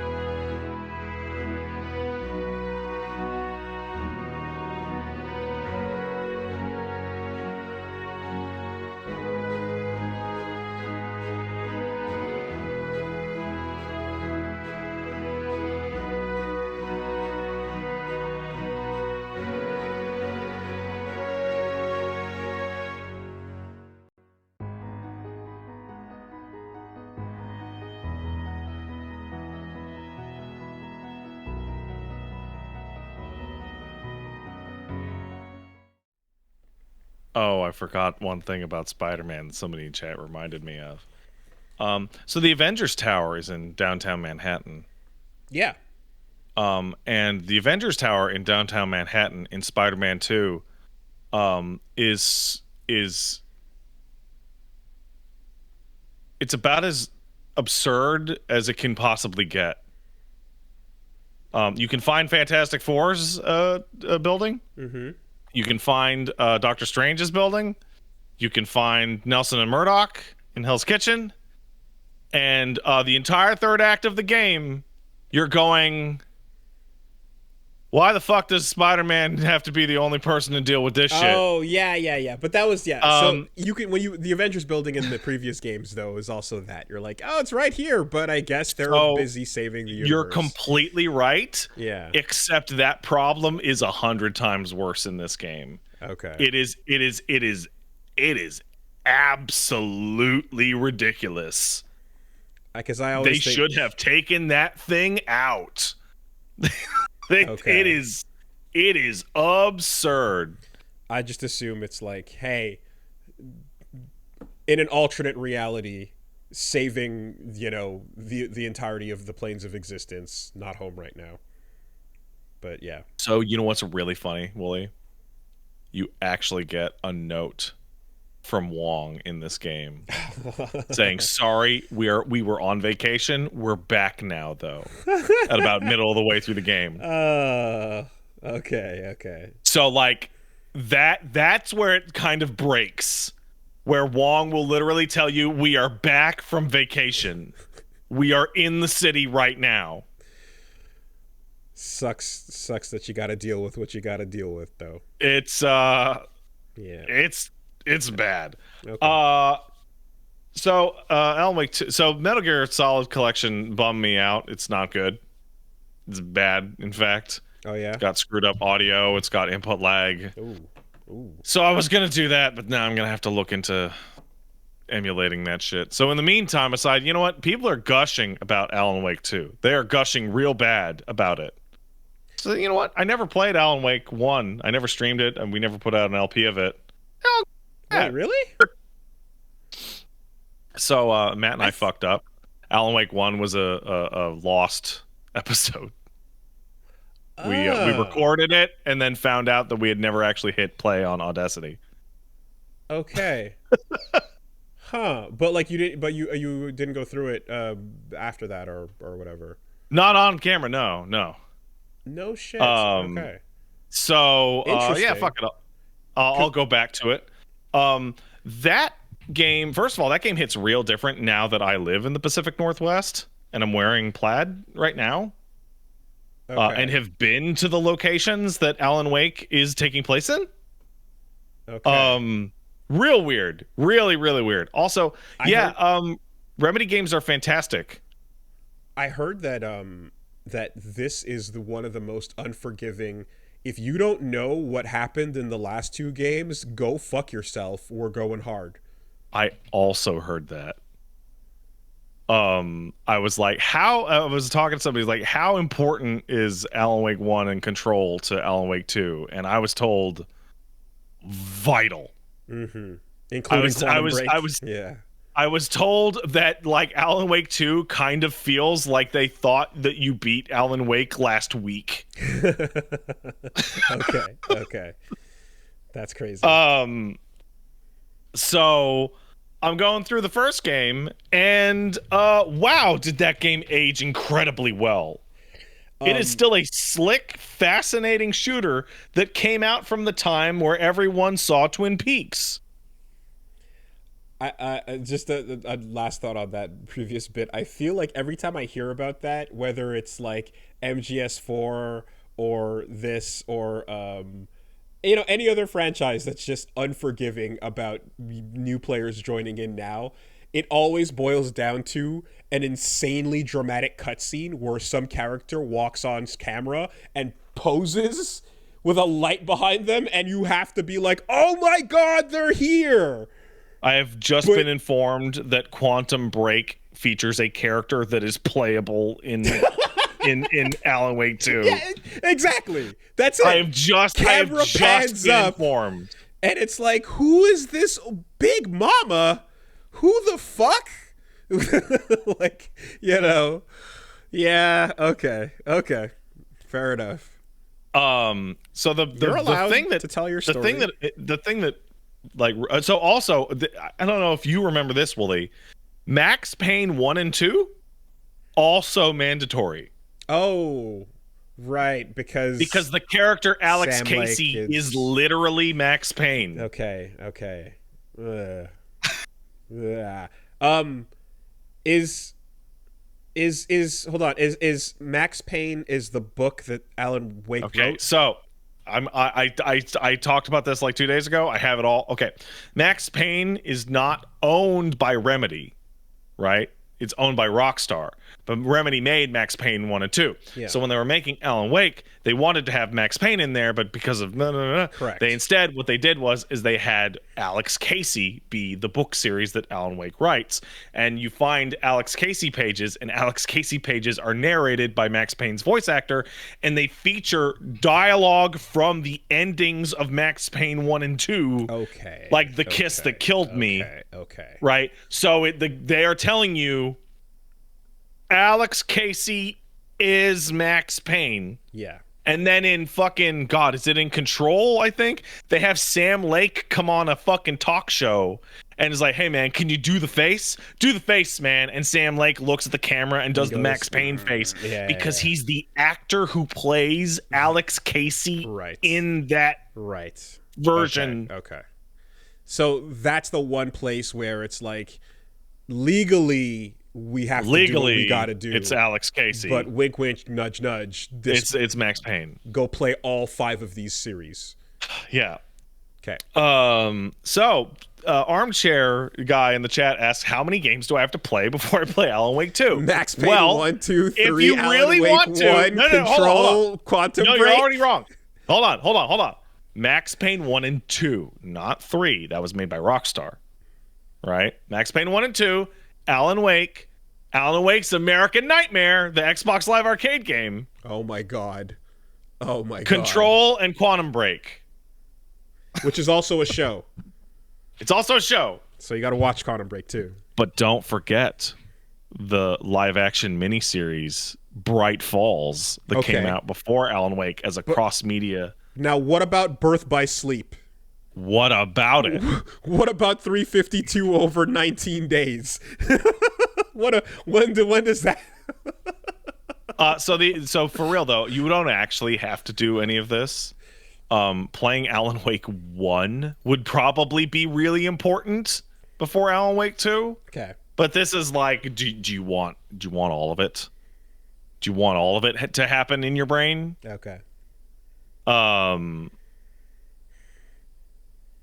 Somebody points out you and Matt did do an hour-long video on Alan Wake 1. It's in Shitstorm 5. Yes, that was the second attempt at that. Not the first one. The first one was in Shitstorm 1 or 2. People telling me like I don't know my own bullshit. Anyway, you also got to play Alan Wake DLCs, The Signal and The Rider. You also got to play Control's DLCs, including AWE or Alan Wake Expansion. I don't remember what its original name was, but it's clearly supposed to be Alan Wake Expansion. This Remedy verse is fucking tentacling into things that Remedy doesn't even own, and that's wild. So the thing that like rules about the quote unquote Remedy verse is that all their games are really good and play really well. So like Alan Wake is 13 years old. It's still a fucking great shooter with a great hook. The hook of I wrote the whole story in advance and I'm finding pages of the script out of order as your collectible / story concession is fantastic. And also, they did just watch Twin Peaks right before making the game. Yeah, I've never actually. Again, I've never really seen much of Alan Wake. Like, it's a very dark, like, black spot of knowledge. It's good. But I did very much like Control's like deal. You know, the so like Alan Wake is simpler. You're not a power person. You're not telekinesis. You're not playing. God, do you remember PsyOps, the Mind Gate Conspiracy? Oh boy, I remember PsyOps, the Mind Gate Conspiracy. Because that's what Control is. Yeah, yeah, hell yeah, absolutely. Alan Wake is not that. Alan Wake is a shooter with a flashlight, but it's got a really cool package to it and a really cool hook. Yeah, it's great. I'm excited to have it all fresh in my brain. Oh, also, I'm playing the remaster on the PlayStation 5. It's good. It's a good remaster. It's fine. So you're going through remaster, and then you're going to start 2 after? I'm gonna do remaster 1 and the DLCs. Then I'm gonna play Alan Wake's American Nightmare, and then I'm gonna tell people to go watch the Control LP that I did when Control came out. And are you going to And browse Wikipedia for Quantum Break, or what are we doing? No, because I have an Xbox over there. Yeah. I could play Quantum Break on that Xbox. Pop that sumbitch open. I could do that, but I don't know if I want to do that. Hey man, I blew the dust off, and I got Dead Space up and running. Oh, Quantum Break's on Steam now? Oh. Well, I'll just do that then. Oh, okay.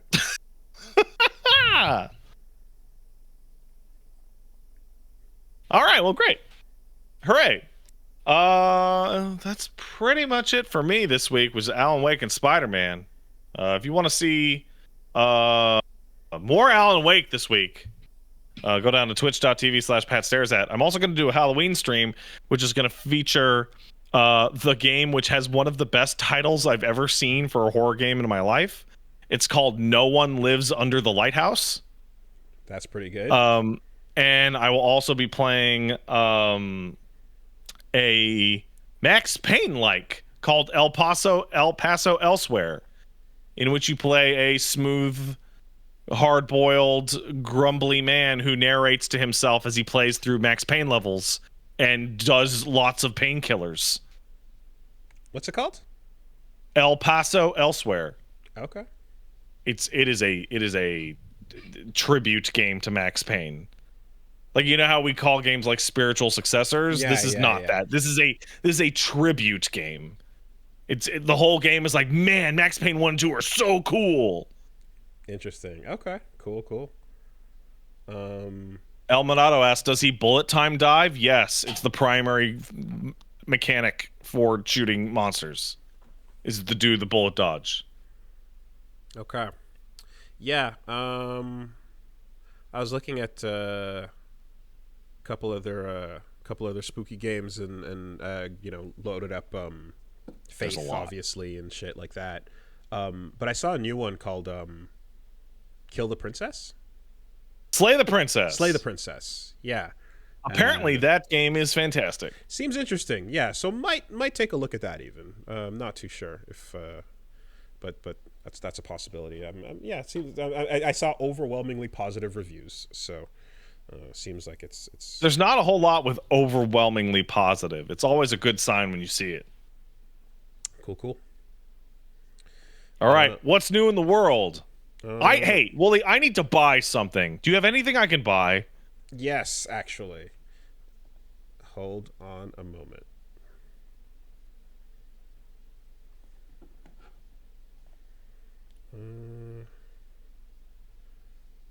All right.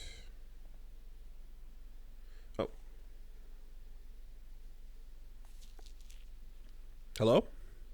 Hello? Fresh? Fuck.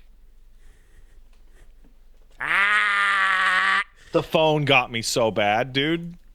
This week, the podcast is sponsored by HelloFresh. The best way to get yourself some farm fresh, pre-proportioned ingredients and seasonal recipes delivered straight to your doorstep. Do it again. It is the easy, fun, and affordable way to get it to your house, and you're getting it in a box where all the ingredients right now. In fact, my HelloFresh just showed up downstairs. It's there. The box has the cool tech that gets you all the ingredients fresh. Never seen anyone deliver my HelloFresh, so I think it's possible that it's ghosts, and that's how they get it to me so quickly. I have no feelings one way or the other about whether my food is delivered by a human being or a phantasmagoria. Whether a specter of beyond delivers my food or not, I don't care as long as it gets here, and it gets here fresh. So, HelloFresh has got a bunch of options. Of course, you're not just getting the convenience of it, but you've got 40 plus recipes to choose from every week. Always something delicious to discover. Doesn't matter what your preferences are. You can mix it up with some if you're going keto or paleo or vegan, vegetarian, quick and balanced. What if I don't want to mix it up? What if I want to have the same meals every single week until I die? Then you can tell them to do just that, and you'll get exactly the exact same, just as you like it. Hooray! Yep, and you can get meals that are 15 minutes or less to prepare, so you can get that consistency. It's a no-brainer, and it'll taste great. And yeah, it's cool because you can, when you're picking as well, you can pick your like size for if you want for 2 or for 4. So, you know, family-sized meals are an option that you need available if you've got additions to the fam. So yeah. Or if you want to eat more than the HelloFresh thinks you deserve. If you want to go above and beyond the recommended. Oh yeah, there's 4 people here. Absolutely. You know what? No one can stop you. They don't verify that, man. You can just click the box. That's it. Yeah, I got me some chicken pesto waiting to go. So, by all means, get in. You can go to hellofresh.com/50superbeast and use the code 50superbeast for 50% off plus free shipping. That's hellofresh.com/50superbeast and use the code 50superbeast and you'll get 50% off plus free shipping. That's America's #1 meal kit. Thank you, HelloFresh. Thanks, HelloFresh. This week, the podcast is sponsored by Shopify. Cha-ching is the sound of a sale on Shopify. Hooray. Yeah. I love that noise. It's real simple. How do I make that noise happen? I don't understand. Well, the thing is, the funny part is that I say it's simple, but it's actually not. Like, if you don't know what you're doing and you're trying to sell merch to people, it's actually very complicated. When you're trying to set up a storefront and figure out how to ship things to people and figure out how to track what's going on, that's a million little things that you're not necessarily an expert at. And again, as a bunch of people who are like, hey, well, I'm talking into a mic, I don't know how to get a t-shirt on your body. That's not my job. Listen, I have a small human now, and it's hard enough getting a t-shirt on his body. I don't know how to get it on somebody's body outside the house. Like, maybe I can solve this problem by speaking into a microphone more and then eventually I can talk the t-shirt onto you, listener. I don't know what the fuck. So yeah, that's where Shopify can step in because they help you set up the commerce platform to help you at every stage of your business. If you're launching an online shop, if you're a first-time real-life store, or even if you hit did we just hit a million orders stage, Shopify is there to figure it out and help you grow. So you've got the all-in-one platform to cover your data, anything that you're helping, any returns, anything you need to figure out with their support platform is there. It's very easy to use. And yeah, when you want to track like how things are going, where they're shipping to, the entire process, it's all there for you. So you might not know it, but if you get a good idea, if you start selling something and you hit it big and it expands faster than you can contain it, you're going to need a platform that can grow with you, and that's where Shopify comes in handy. I remember with this podcast, when I first made the hosting thing for like where to upload this, I was like, oh, we'll just need like the basic No, we won't need the basic. No, it's hard. Insane? It'll die. Yeah, so sign up for a $1 per month trial period at shopify.com/superbeast, all lowercase. Go to shopify.com/superbeast now to grow your business no matter what stage you're in. Shopify.com/superbeast. Cha-ching. Thanks, Shopify. Thank you, Shopify.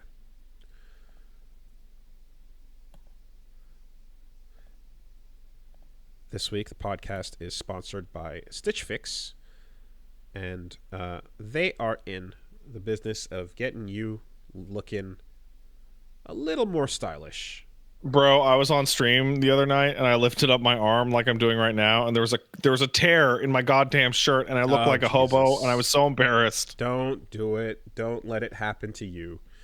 Look, Stitch Fix is here to solve those problems. Your wardrobe malfunctions are, uh, um, you know, they're a matter of time, right? If you sit around long enough and putting on whatever you want like that, you might think, hey, this is fine, but little do you know that you are like minutes away from balls on stream.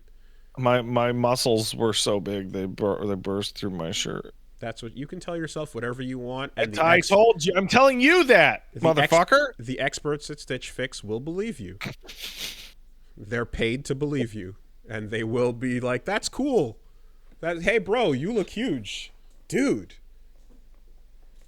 Anyway, once you're done telling your stories, which they don't bat an Not a eyelash at, story. they What just happened? nod and smile. They'll then be like, "Great. Here's how we can get you looking sharper." You fill out a basic quiz and you let them know what your size preferences are, style preferences, overall budget, and things like that. And Stitch Fix is going to get you clothes that fit you so that you don't have to endlessly browse and break the bank while shopping. Basically, you have over 1,000 brands and styles that they're going to choose from to pick the best options for you. You're going to get a couple to choose from in the mail, and yeah, they'll find the perfect fit, and you can keep what you want, send back what you don't, and no need to worry because once anything you send back, shipping and returns and exchanges are always free.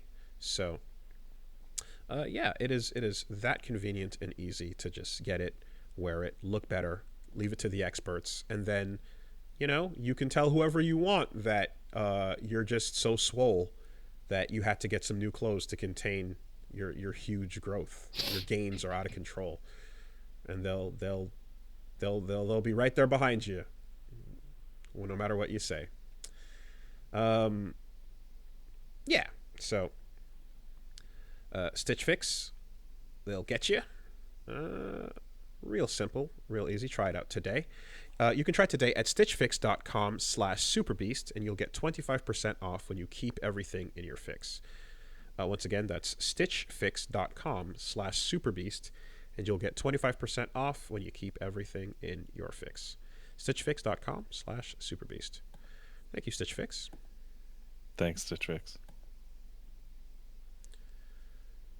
And last but not least, this show is sponsored by BetterHelp.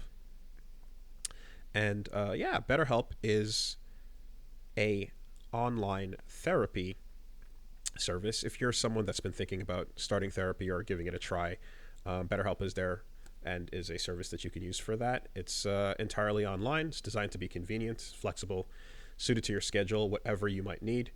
You just fill out a brief questionnaire and you'll get matched with a licensed therapist, or you can switch therapists at any time with no additional charge. I know people in my life have benefited greatly from therapy, and it's something that, can come in handy. And Not I just, can guarantee that some of you need therapy. yeah. Now, it's not just something as well that is like an extreme. It's not just the type of thing that'll come in handy if you've been through something very drastic or traumatizing. That certainly is a time when therapy is great. But even if you're just trying to figure out positive coping skills or how to set boundaries, figure out there's different little small things about yourself that you want to work on. Yeah, it comes in handy for that as well. So uh, the convenience of having it right there online and convenient for you and flexible on your own schedule is pretty awesome. So make your brain your friend with BetterHelp. You can visit betterhelp.com/superbeast today to get 10% off your first month. That's BetterHelp, HELP.com/superbeast. Thank you, BetterHelp. All right.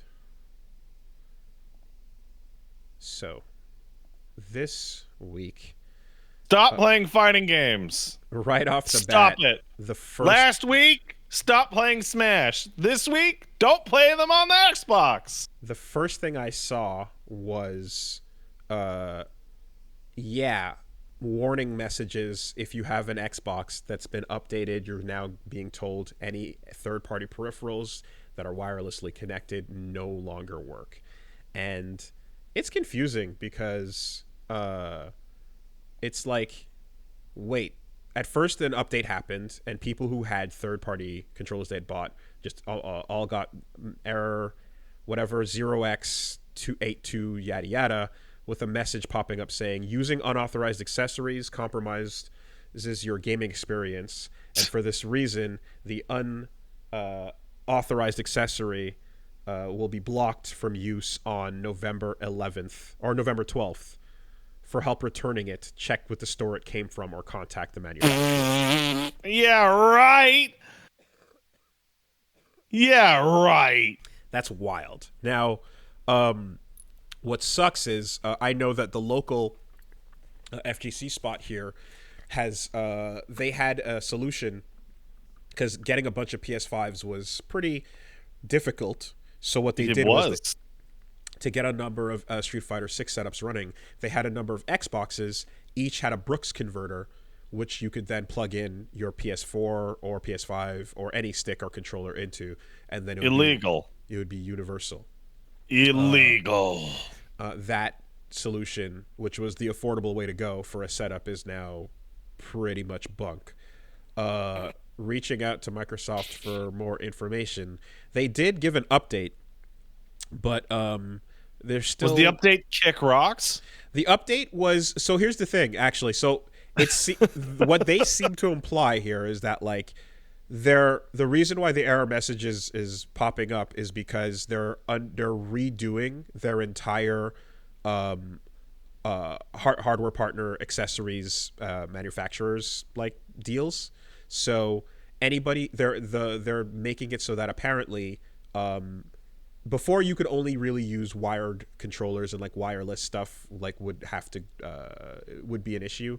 They're trying to make it so that more controllers and wireless things will work, wireless and wired, but they have to have but they're making a new approval process for that because apparently what they're saying is vulnerabilities, if something is connecting wirelessly, could perhaps allow something, which, you know, maybe, I don't know, there's like a jailbreak process or something that can connect through whatever they're discussing. But their implication is they're changing the licensing deal to allow more accessories, but in order to do that, they need to do this part, which shuts down the third-party accessories, and then they go through this new thing, which is going to happen afterwards, I guess. But they're sunsetting your controller.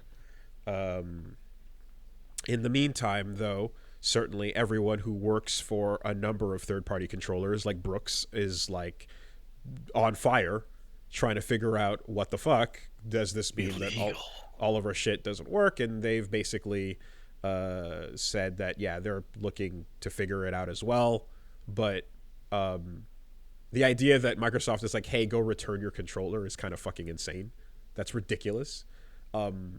It's if this is in fact something that is supposed to allow better access for more accessories in the end, then give people a timeline at the very least, and maybe don't roll it out in a prohibitive step followed by an opening up step. Do it so that it's a seamless transition, so that someone who bought something doesn't have a thing that doesn't fucking work. No, fuck y'all. Yeah. So, that's like I it, saw some people asking the absolutely baffling question of like, why did Microsoft update Killer Instinct if they were going to do this to fighting game players? I'm like, do you think anyone from any of those two groups has ever spoken to each other ever once? Yeah, no, once.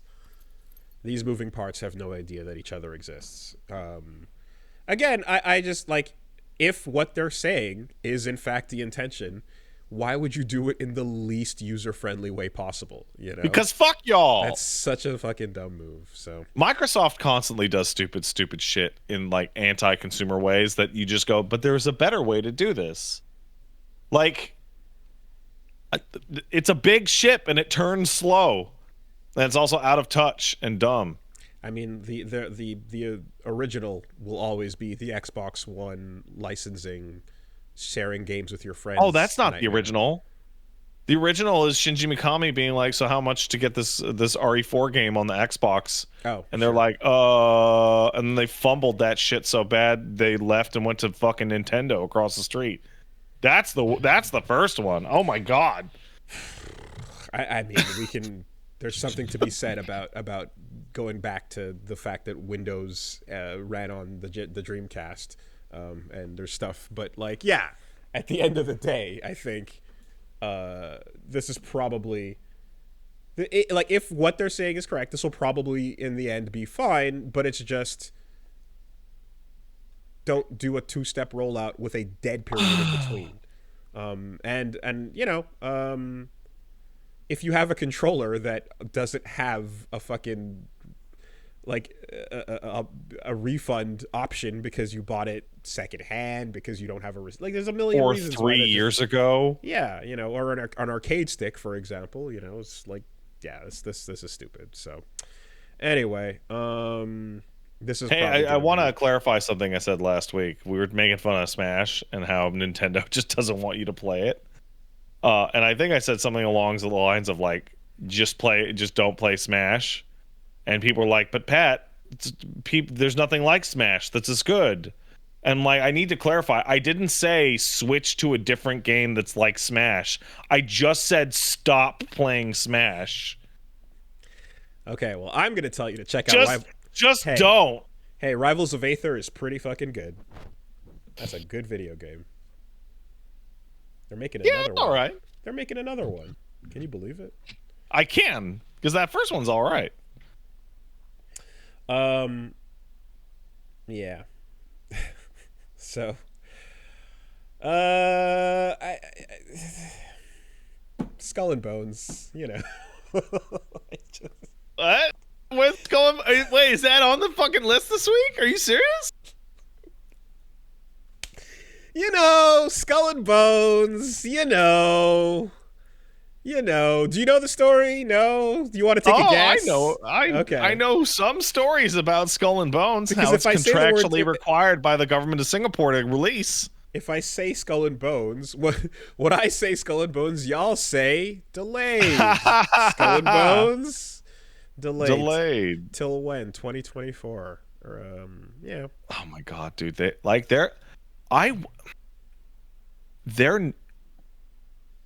They're so fucked on this one. Because they can't just shit it out, or else the Singapore will sue them, right? So, but it has to come out, or Singapore will sue them. And like, I'm not a big expert, but I'm under the impression that a company getting sued is one thing, but a company getting sued by a sovereign nation is a completely different thing. Right? Like, that's a significantly uptick on the lawsuit problem, you know? But like, why is it so hard? 10 years. They ship like 10 games a year. 10 years. 2013. The game was announced in 2013. It has been a decade. Do you remember when Yeah. they showed that gameplay of like flying around in Beyond Good and Evil 2?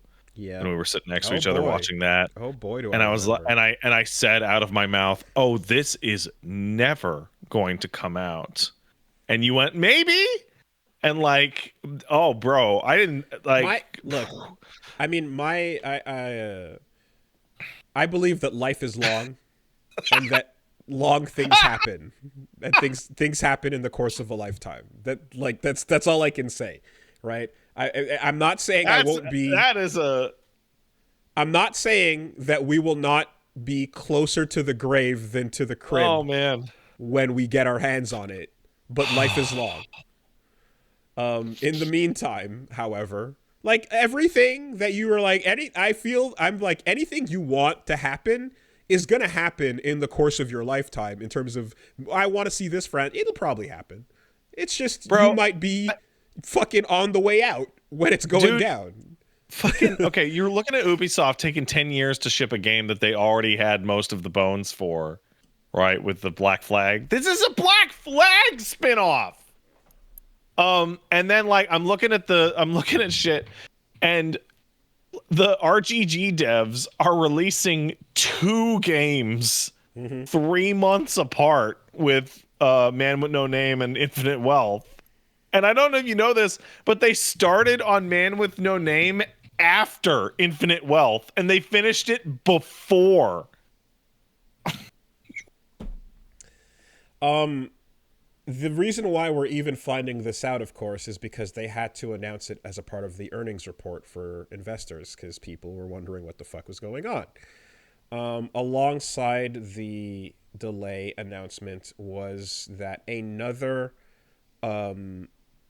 untitled mystery big game was delayed. Oh, really? So something else we don't know about also got bumped. Yeah, you know, it's fucking sales calls. I can't and believe shit, it. Yeah. I can't believe it. All right. Now, hold on a moment, because the race for anti-consumer ass behavior to the bottom continues, because not to be outdone, certainly. Look, I said last week that, like, I think it's awesome that the new PS5 Slim can absolutely add a optional disk drive. That is cool. When you don't have one, because right now I have a Slim that has no disk drive, and I wish I could add one, right? So that's great. What's not great is that apparently the setup requires an online connection to pair it. So, you know, it's not constantly requiring an online connection. It's just the first time. But for the purposes of having an offline future-proof thing, come on, you know? All right. I don't know if what I'm about to say is going to make people mad at me, but I feel like we have completely lost any fantasy that you can have an offline collection ever again. Like, we make fun of the games that release that are just a goddamn code in a box, and you're like, why did I even buy this? But the nature of updates, the nature of day one patches, the nature of all this shit, like, everything requires a day one patch now. So, like, there is some goofy things of like, hey, do you want to play version 1 of Dark Souls that has the fucked up enemy placement and the shittier frame rate? Yeah, sure. But like, most stuff is being shipped out under the assumption that you will be updating it. Definitely. And you know, and I guess the idea is, like, if you do want to not even fight against this, but in a situation where you were offline, it's like, well, whatever you have will run because it's already running. And you know, and anything on your Steam collection or on your any of the consoles we have, you know, is not going to pester you about reconnecting to verify any of that shit if it's already sitting there, or if you've put it on one of your, like, external hard drives or something you can connect to as a storage device. And if I'm trying to remember correctly, but like, God, it's been a long time, but I want to say there was also a point where if you got prompted for I just want to hold on. I just want to stop for a second. I said almost everything has to come out, and I saw someone in the chat go, Mario Wonder is on the disc. I'm like, are you talking about the game that I had to update my Switch's firmware to play via the internet? That game? So that's actually what I was just gonna say. Like, I have to something. Give me a piece of what you're thinking of so we can get there. Sorry. In compliance, at some point, I'm trying to remember, and I don't want to say the wrong thing, but there was I want to say somewhere in one of the guidelines there was, like, games that would require a firmware update, where the firmware update would be on the disc if needed, so that you could update it in an offline environment if you were just buying the physical disc. But this is not. But this is like going back like 2 generations or so. So going back to PS3 360 era, Mm-hmm. But like, and that was I'm trying to yeah, and I don't remember the specifics, but I do remember something compliance related for that, where it was like making sure that you can still do a firmware update if you're in an offline environment by having the latest version on the disk if needed. But I don't remember the specifics of it. But that's a way that you could allow the user to continue to play a game offline if they bought a physical copy, you know? And like, so instead, if Mario Wonder does in fact come with the firmware on the cart, which it should, I would then say that the solution to this is to go back to Nintendo asking you to mail them your copy of Skyward Sword so that they could fix the bug that soft locks you in there. Thank you. PSP. UMDs had firmware on the UMD, so that if you did not have the latest version but the game required it, you can just put it in and then it would update it hardware-wise with the actual physical media. That's something we definitely that's one way to do it, right? You can keep physical media alive by having the firmware required on the disc. But we're also moving in a place where it's been a slow crawl that is like, we don't really you don't have to appease that. In fact, every attempt to give you a streaming service that doesn't let you actually own the data you buy, for example, is a further step away from you not owning the thing and being able to ever play it. I have PT. I was able to bust PT out this week because my PS4 downloaded it. Your PS4 is physical media. And I kept it on in this context. And I never removed it, and that's why it was fine. Someone else told me that they tried to boot it up the same day as well. They couldn't re-download it because, of course, you can't, right? No. Even if you had it once upon a time. I remember we first started seeing... there's no other way to get PT. That's apparently not available anymore. Wink. Oh, okay. Well, yeah. Wink. There's another way that was. There's somebody who like remade the entirety of PT in Unreal Engine, and the remakes. There's a fucking exe floating around on that. But like there was another like legit-ish way to get it that was shut down that I heard. Legit-ish is a super funny term. Yeah. Legit-ish. Yeah. I mean, look, if you stick a USB stick in your GameCube, or not your GameCube, if you stick a memory card in your GameCube and suddenly the soundtrack to Smash Brothers changes, that's legit-ish. No, because you're playing Smash Brothers, and as we discussed, stop. Okay, fair enough. You are breaking the law by playing the video game. But yeah, this is not me advocating for the loss of collectible media or the loss of the being able to have a completely physical thing. But like, I can't remember the last game that I have played that did not at some point get patched. Mm-hmm. Like, it's just the reality now. I just accept that, like. I'm willing to accept that an unpatched, shitty version of a game, if I'm in a log cabin in the woods by myself, is what I got to deal with. But if I bought it, I want to be able to at least fucking boot it. The version where you literally cannot use the thing you bought in an. This thing where they give you the disc and then ask you to download a bunch of shit anyway. Mm-hmm. Ridiculous. Mm-hmm. The online requirement is involving the Blu-ray Disc Association because of movie rights. Because movies! I see. Okay, so yeah. Well, yeah, that makes more sense, and now that just reminds me that, if I'm not mistaken, Sony is the owner of the Blu-ray conglomerate group thing. Remember when people bought movies on discs? Crazy. Yeah, okay, that checks out. Anyway, I can't believe I'm saying this, but we need to return to the PSP. We need to return to the ways of the UMD. Wooly, the UMD, I don't know anyone who bought PSP games, dude. I got a physical copy of The Spirits Within somewhere in this house. I'm sure you do. Uh, yeah. In any case, Ultimate Media Disc. No, it was Universal Media Disc. It Universal was Media Universal. Disc. Yeah. That was only used for one device ever.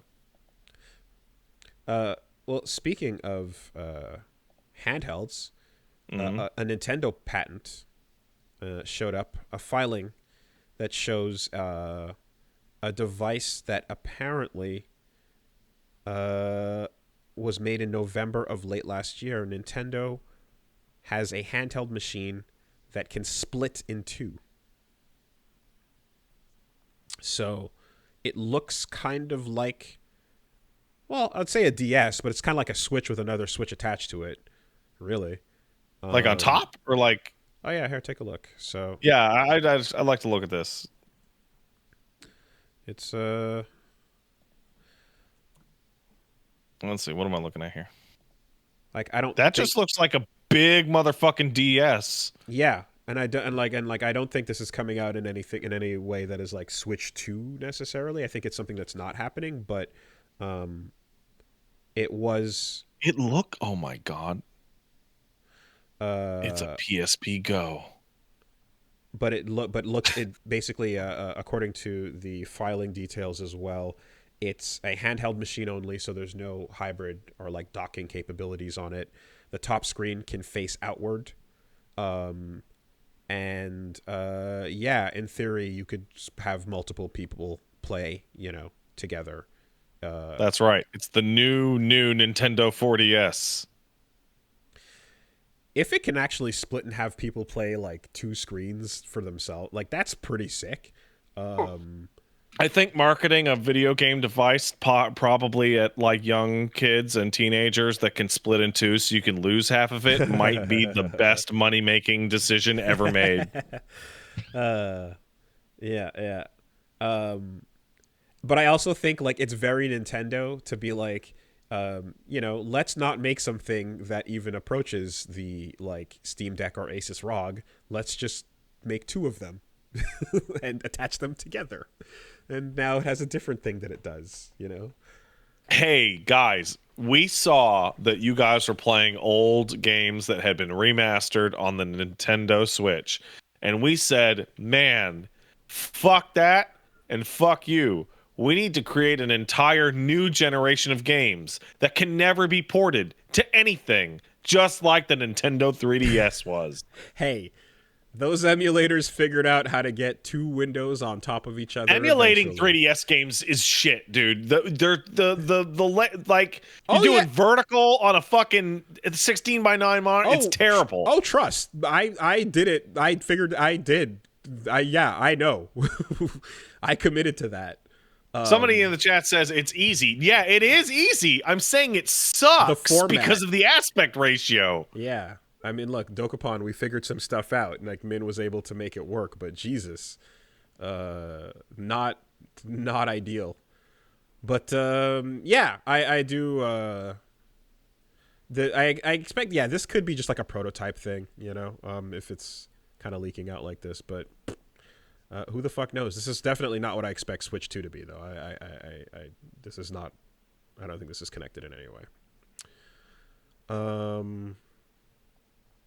Dude, all I want is a version of the Switch that plays existing Switch games at like a better resolution, 10% better frame rate, like that, like a minor upgrade. Yeah. Like, have you seen Age of Calamity? Like, it is. So it is hilarious. So the OLED model added the Ethernet port and to change the screen, but like there was no docked performance change whatsoever, huh? No, nothing. Yeah, no. Man, like even if you had to do it like docked only, like make sure that the low end portable version is what it is, and then when you dock it, you can just make it so that it can do more. Like that would be, I would take that. That would be fine. Okay. Well, in any case, so you got that. I said Birth by Sleep earlier, but there legitimately is a new Kingdom Hearts that has been announced. It looks very impressive. The Missing Link. Yeah, so it's an Android, iOS, mobile Kingdom Hearts, and then I clicked the trailer and I looked and I'm like, oh, but that looks like what Kingdom Hearts is, right? It's Finally, there's a Kingdom Hearts game to bridge the gap between the two other Kingdom Hearts games. Has anyone been able to piece together when this takes place just based on trailer alone? I'm sure someone has. Okay. Well, yeah. You got your Mickey, Rapunzel, Winnie the Pooh, Sora, Riku, etc. I guess the like is this I imagine Kingdom Hearts is one of those franchises too where like if a new thing is coming out then it means like, oh, like at the very least you know that the legal paperwork, the ink is still wet, you know, so there's always the possibility of more big things coming down the pipe as well. I still can't believe Kingdom Hearts can put out so many games. Like, it's the most complicated fucking rights kerfuffle. Yeah, but it's probably like the money made. Yeah, probably big money. Like, probably. It's like whatever rights you have to figure out, fucking do it, right? Like Super Robot Wars is the perfect example of like, to sell this to who? We have to go through this legal trouble of getting like 15 companies to get along to sell it to fucking Josh, Mom. No, they need to do all this shit to fucking sell it to Kingdom Hearts fans, or as I'm creating in my head, anime juggalos. Right. Sure, Chillaxing Jay and what? One other person here. Like, why did my mind turn Kingdom Hearts fans into anime juggalos? What is the combination? Because when you said big money, I'm like, yeah, Disney Man is looking at Kingdom Hearts and going, this is just as good as big money Rustlas. And then I thought about the clowns and the face paint and the Disney, and I'm like, there it is. By the way, update. Big money Rustlas update if you wanted one. Just in case anyone was wondering, we got a very important update here. All right? So Violent J has confirmed that Shaggy 2 Dope did in fact go for a drop kick on Fred Durst live on stage, but when he went for the drop kick, he was doing it specifically to whiff. He wasn't intending to hit it. Bullshit. He got pretty fucked up. Bullshit. He also confirmed that Shaggy 2 Dope was super fucking blackout drunk at that point. Now that's not bullshit. That's real.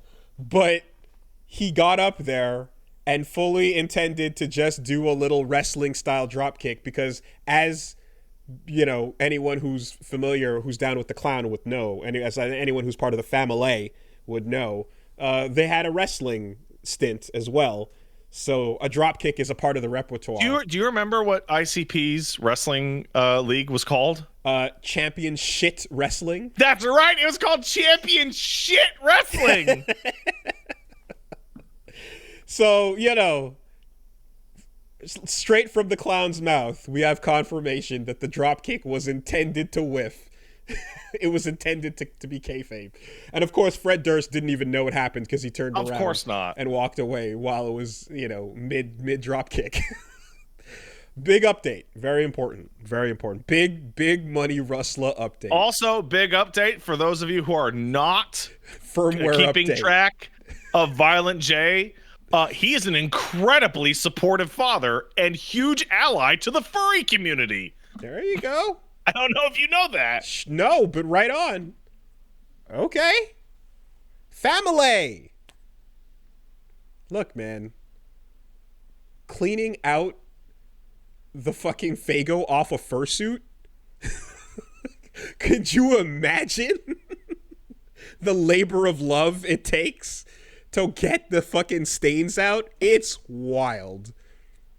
His daughter's a huge furry, and so he goes with her to furry cons as Violent J. There you go. There you go. Awesome. If we get fucking Jamie Lee Curtis at Evo for fighting games purposes, supportive parent, get in there. Hell yeah. That's it. All right, there you go. That's your your firmware update. Your ICP. DP is so weird, man. Because when I was like younger, it was like, man, that's the music for the crazy cult that's part of a dark carnival that kills cops. And then as I got older, it was like, yeah, Juggalos are all right. Still out there, still doing it. Absolutely. They don't know what magnets are, but nope. Yeah, I hear they're all right. Great Malenko. Yeah. All right. Yeah, Kingdom Hearts, some stuff. Oh, and speaking of championship wrestling. Speaking of course. We have a very Canadian update. If you are not Canadian, turn off the podcast right now. Don't turn off the podcast ever. This news is for Canadians only. You are not allowed to listen if you're American or from anywhere else. Okay, fine. Commonwealth only. Commonwealth only. If you are not 40% of the audience. Yeah. So if you're not part of the Commonwealth, get out now. All right. Are they gone? No, they're not. They're gone. Wooly, there's one of them in my house. I can't. There's nothing to be done. Like, yeah, you say that. You say that as I'm calling him right now. She's right there. Get her. All right, listen, Canadians. Breaking news. PJ Phil is now an indie wrestling super tag team champion. So PJ Phil has 3 life stages. PJ Phil has the life stage of the Zone, the Snit, hanging out with Snit on the Zone. Yeah. PJ Phil life stage 2 is I'm pretty sure a friend of mine told me he begged her for cocaine at a bar in Toronto once. There you go. Shang Tsung stage. PJ Phil version 3 is wrestler. Now tag team champion of what league? Some indie bullshit. So yeah, the YTV is our whatever, not Cartoon Network, but what would the I don't know what the fuck it is. Yeah, like I don't know what would the I mean, I guess a mixture of Cartoon Network, but also Fox Kids, but also like whatever. It's where I watched my cartoons. But where did Americans watch their cartoons with a live action part? I don't know. I actually don't know. Nickelodeon. Thank you. It's the Nickelodeon. Yeah, that makes more sense. Yeah, I know through osmosis how Nickelodeon works, but I don't actually. But yeah, so that's it. It had a bunch of PJs, program jockeys, and every morning at 5 a.m., PJ Ashna would sing "Oh Canada" and would start the channel out. And then she'd roll into like, well, who was it, Jen? PJ Katie's Farm. Oh, I can't remember the order. I remember Katie. I remember Jen. I remember Phil. Ashna, Paul. You know, I don't remember Paul. PJ Paul was the Breakfast Zone. Paul was nice and early, and they'd have that. Hey, you know what? Wake up toast. I got to take a quick break, but before I go, for those of you who are unaware of PJ Phil, or those of you who are, I've told a lot of stories about my family on this podcast. If you are unclear as to the specific brand of rat tail shitbag that my brother is, go find clips of PJ Phil on YTV with Snit, because that's who I lived with in my household. He was just ginger instead. You could also go watch Gamers with a Z, or the Anti-Gravity Zone, the comic book show.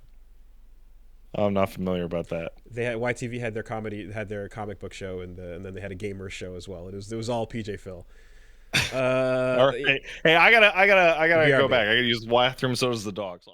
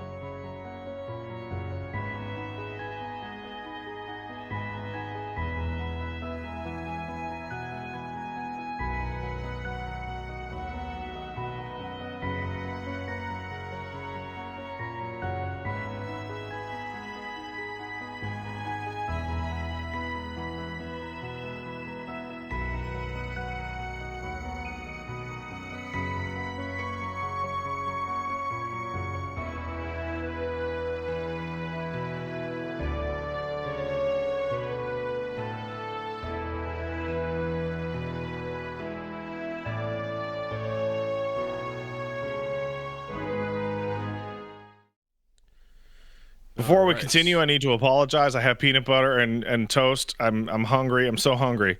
Make use of your mute button as liberal. As Do it. there you go. Peanut I'll butter have a is. mute button actually. Oh, you should get one. They're pretty good. They're like you just do this, and all of a sudden, whoop! Hey, look at that! I'm back. No. So, um, well, while you chow down, breaking news actually. Breaking news. Breaking news. The breakingest. So yeah, as of about 2 hours ago, um, hey, guess what? Everybody's fucking laid off. Part two. Oh, Bungie. Yeah. Bungie is letting go a whole lot of people. A bunch of employees have taken to social media and are basically letting people know that there's a lot of layoffs going on. They don't know how many just yet, but they're letting go a whole lot of employees, and they've also announced that the alongside that, Destiny 2 expansion, the final shape, is delayed till 2024, and Marathon is now delayed till 2025. So, yeah, you know the cycle.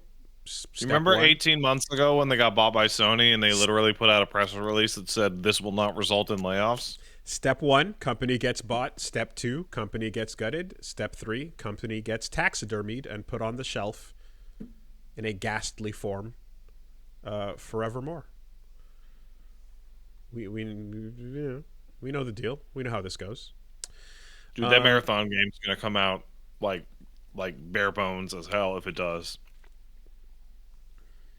Yeah. Not much other information except for those details right now because it's literally happening as we speak. But yeah, sure. And then, in similar vein, I suppose. With speaking of things shutting down, Mm-hmm. Yoko Taro's Error Game Reset on mobile, the game where Sega's the villain, is shutting down after less than a year. I didn't even know that game came out. Yep, 9 months ago.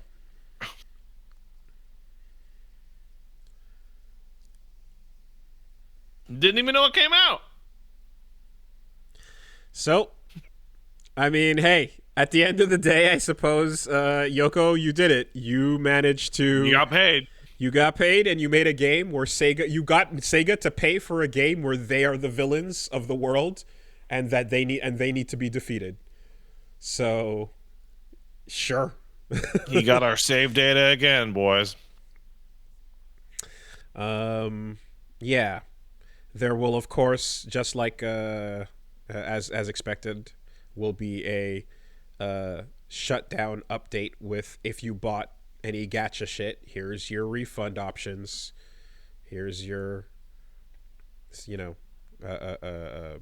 in-game currency refunds and or things that you can't refund because there's always a step of obfuscation where you could see if you buy Bafmo dads, then you can turn your Botham dads into pixie dust. Botham dads will be refunded, but pixie dust cannot.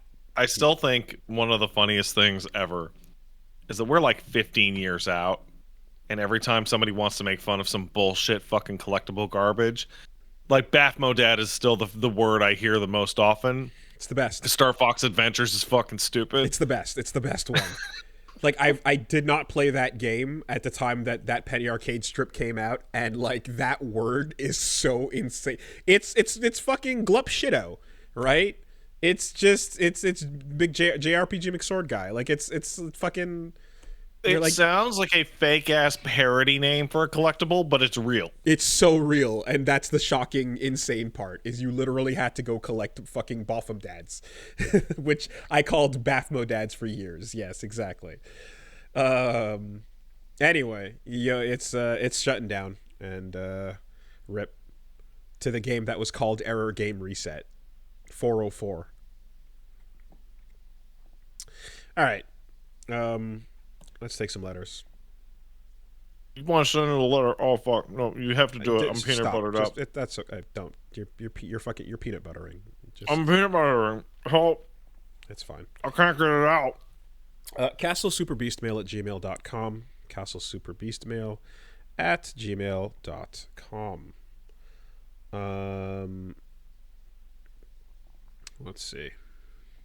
Oh, I'm sorry. What's this? Oh, we got breaking news from Capcom. In a recent Capcom R&D presentation, it clarified its stances on mods and PC gaming. It considers mods equal to cheating, and it's worried that mods that violate public order and morals will cause them PR damage. Don't surprise if you see takedowns from them. Oh, is this coming out the same day that Tabs MVC fucking put out an amazing Monster Hunter in Marvel 3 combo video? The same time that we saw Nero's latest update where he can do fucking streak and exceed in the Marvel 3 version. Is that so? Is that why we're seeing this now? No, it comes out the same day that somebody saw the Chun-Li naked titty mods for Street Fighter. But the titty mods were there for months now. No, but they only saw them now. No, they saw them on stream when that one tournament actually clicked on a titty mod live on stream and forgot to unload them. I want to say maybe a month or two ago, there was a news story where someone was observing an online tournament and left a titty mod on. That's been a thing. What I specifically got today was an update on the Marvel 3 Community Edition with Monster Hunter looking fucking incredible. Thanos as well. He could do his palm breaker loops. Okay, so there's something else to make fun of Capcom about. What's going on? You're familiar with the RE engine. Yes. Reach for the moon. That's right. RE for the moon engine. It is now going to move to the Rex engine. That's the Reach for the Moon next engine. So the RE to the moon next engine. It's the Rex engine. It stands for Reach to the Moon Next, obviously. Yeah. I love it. I love it that all these years later we're still here. You know? I don't know why. Like, I kind of thought that, well, we'll never get anything the likes of Wubba Wubba. I'm in the pink today. You know? The good old days of this apostrophe S, the stuff. But no, because as you said, we have this, and just last week, you know, shout outs to the last shooting, the best part of fucking classic Gundam. So we have a large amount of people who listen to this podcast, and there's a substantial amount of people in this audience live right now. I'm not fluent with Japanese. I know a little bit, right? I'm under the impression that abbreviating Reach to the Moon Next as Rex makes no sense under any language context. Like the letters are chosen at random. Yes, well, this is what you have to understand. The letters are chosen at random, Pat. They're not chosen based on abbreviation, nor are they chosen. They're at random is correct. This is exactly it. Yes. So there's only one thing that we can take away from them calling it the Rex engine, and that is they are working on a Monster Hunter game right now, and they want to be able to say that the new Monster Hunter game is powered by the Rex engine, as opposed to the Dino Crisis game is powered by the Rex engine. Dino Crisis, what's that? I don't know what that is. I don't know what that is either. I don't know why I said it. I apologize.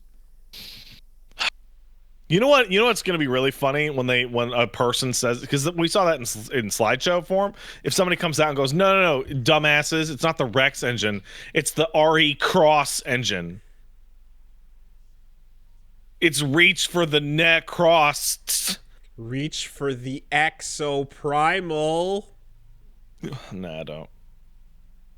You sure you don't want to? I'm pretty fucking sure. I got a free code.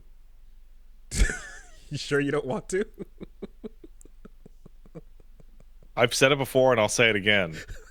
Exoprimal is the only game I have ever had somebody like try and offer me codes like 4 times in my email. I have like a chain of emails from the PR person going, "Hey man, Exoprimal," and I never responded to any of them. Hey man, yeah. Like that's cool. That's cool. Well, anyways, you guys love your stuff. Hey, Capcom. I love you, Capcom. You make good video game. Would you please? Would you? Yeah. You guys. Damn. Hey, can I get my separate ways code? Do you want an Exoprimal one with it? No. No, I'm good. Okay, fine. Here it is. Just enter these digits into your PlayStation. Hey, Primal, what are you doing? This isn't the separate ways DLC.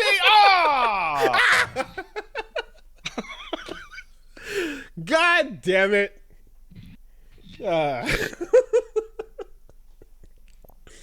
So there's people that really enjoy Exoprimal, and I good on them. But like Capcom is like overwhelmingly putting out like Gil's about to get fired energy every time they talk to you about Exoprimal's door. Yeah. Oh, please. Oh, geez. Could you please take a look at Exoprimal? And then I guess another mini story here. It's real simple, but like the other day when I was talking about the crazy cost of MK DLC, and then it was like, Street Fighter not doing it much better with their fucking hey, don't worry, man. Prices and the Ninja Turtle costumes. Ed Boon is out to fucking ruin the whole conversation. And then everybody shut up. You can argue all you want about the $10 fucking characters or packs or whatever. Clear the table. Here is a $12 fatality. It's a Halloween one. They kick your head into a pumpkin and it hits a front door. Get in there. Amazing. I mean, like, talk about. But that is really knowing your audience in that you're like, we have the attention of the entire gaming community right now. Yeah, no, like, so they're like, hey Ed, how much should we charge for this? Is a fantasy story. I do not know any of the people involved. Before I continue, hey Ed, how much should we charge for the shitty Halloween fatality? He goes, $12. Fuck it. They'll buy anything, those fucking sluts. Their secret's still in MK2. I'm sure that's an accurate paraphrase of how the board meeting went. There's an email chain somewhere. Now, again, there is, like, you can count down on the clock. People still care about MK for the next 3 weeks? Yeah, that's right. You're give or take. We can squeeze a little out there. Man. Well, the DLC characters haven't all come out yet, so who knows? Yeah. They're gonna have Omni Homelander in there, or whatever the fuck. Yeah. True. A couple months. We got a couple months of DLC dropping. That's correct. Fucking the people excited about fucking Mortal Kombat are the people that I'm scrolling past on TikTok that are going, Omni-Man is so peak. Can't be beat. I mean, look, I'm not going to pretend fucking Solos, the Justice League Low Diff. I want to see what Takeda's going to do. And I haven't seen Peacekeeper. Peacekeeper. But I imagine funny John Cena bits will happen. Should I even ask? About what? Oh, you don't know? Okay, well, yeah. Hey. There is an entire genre. Okay, so when we were younger, you'd have the anime music video, which where you throw the Linkin Park on, and there'd be Goku and Vegeta, and you'd edit it to make one of them look really strong. Nowadays, the kids have to do everything faster. So instead, what you're gonna get is fucking, oh god. Let me see if I can remember one of the shittier ones. Escanor versus all the phases of Luffy per year, with the shittiest rap beat on in the background, going at like 1,000,000 miles per hour, and it'll just pop up the year and use a single clip of some weirdo named Escanor with a fucking red mustache, and as the beat gets more distorted and fucked up, and then everything is like, would he be able to beat this version of fucking Luffy? Low difficulty, medium difficulty. No, oh my god, oh fuck, it's so trash. Low diff. Okay, gotcha. Yeah. Okay. See, Escanor could glizzy gulp Goku to hell. Low diff. On God. Okay. No cap. So my reference point on that was motherfuckers getting deep into Mugen to solve these arguments. Oh yeah, no. Just make a fucking terrible. Just take a club beat and then slow it down by 90% so that the voice is really cool and distorted. And then kick the bass up on it so that the whole thing is unintelligible as you overlay it on top of your power ranking of fucking Jujutsu Kaisen characters. Okay. Is the and is the person talking also hitting the They are not talking. No one is talking. Okay. That's a genre called funk? Damn. Didn't know that. Learn something new every day. Damn. Okay. Because the energy of what you're putting out also makes me think of like anyone who's like talking or describing whatever is happening is doing so in a low quality microphone with volume cranked up to No. There's no 20, microphone. They don't have. They're using 10 dB. CapCut on TikTok to steal anime clips off pirate streaming services. Fair enough. Okay. Because the volume warning punchline era is, I feel like we're you know what, we're just coming out of that fog, and I've managed to dodge most of it, but there's still... Someone posted one on Twitter. One of my mutuals posted a fucking version of this on Twitter. I am now going to go find it for you. You will not get out of this podcast. Loud equals funny. This garbage. Loud equals funny. It's true. Loud, distorted, ear hurting is hilarious. It's so funny. Damn. And like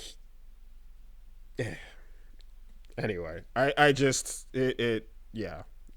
Like there's the times where you see like a stuff here. There's the that shit like ruins my day. Oh, does it? It's like, because there's times where you're like, oh, this is otherwise a high effort funny bit, or the animation work put in here is pretty good, but did it have to destroy my ears to get the fucking punchline across? Okay. Boomer ass takes. Don't want your ears destroyed. Found it. I've just found it. This is a perfect example of this horrible metric. It uses FF14 for extra cringe. I will put it in the chat. Okay, well, it is 11 seconds. I have my browser muted so that it doesn't play so that it doesn't play over the podcast. That's good. That's good to do. The best FF14 antagonists.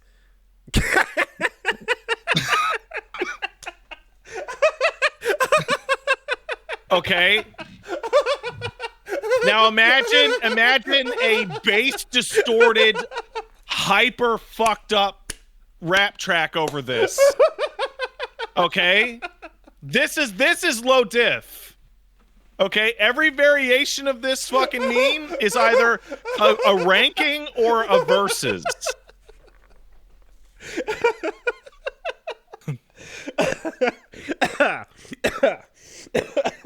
Okay, that's phenomenal. Okay, everyone shut up. That's amazing. Fuck off. That was great. Damn. Perfect Alexander. Sweeps. Okay. All right. You know what? You're not anti-selling me here, man. That's If you maybe listen, these kids are onto something. Wooly, That's pretty fucking good. If you want to hurt your brain and just dive into what the new version of crawling is, I've mentioned it 3 times on this podcast before. It's fucking Katy Perry's Extraterrestrial remixed with Lil Nas X. God, what's the one where he's in the jail? God, what the fuck is it? It starts with Day Trip took it to 10. What's it? What song was that? Fuck. I'll never remember now. Industry Baby. Yeah. You want to see Katy Perry Extraterrestrial and Industry Baby is the new crawling, particularly for kids who like Fate. Oh. Okay. I mean, yeah, like major pop culture song mixed with front leading major anime / But if you want to make it really cool, you need to slow it down so that it sounds like shit. Well, at least now the preferred format is for TikTok, so it's like gonna be as brief as fucking possible. You're gonna get in and out.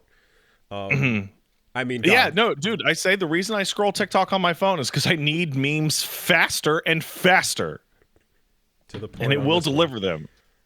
I mean, Perfect Alexander, point made. 12 seconds and we're out. Yeah. Can't complain. All right, emails. We got one coming in from... Someone asked, but the memes are shitty. All memes are shitty. They're like hot dogs. Sometimes they're bad for you. Give more. But sometimes you want them perfectly shitty, and other times... Yeah. It does damage. You ever had a veggie dog? No, bro. I think this is the only time I get to sit here and actually bring up the fact, like, Wooly, we've known people who are vegan or vegetarian or whatever, ovo pescatarian or whatever right, and they've offered you a food and they go, it's just like meat. You won't be able to tell the difference. I want to spit in that person's fucking face. Maybe you can't because you haven't eaten a hot dog in 12 years. Everyone can always tell the difference.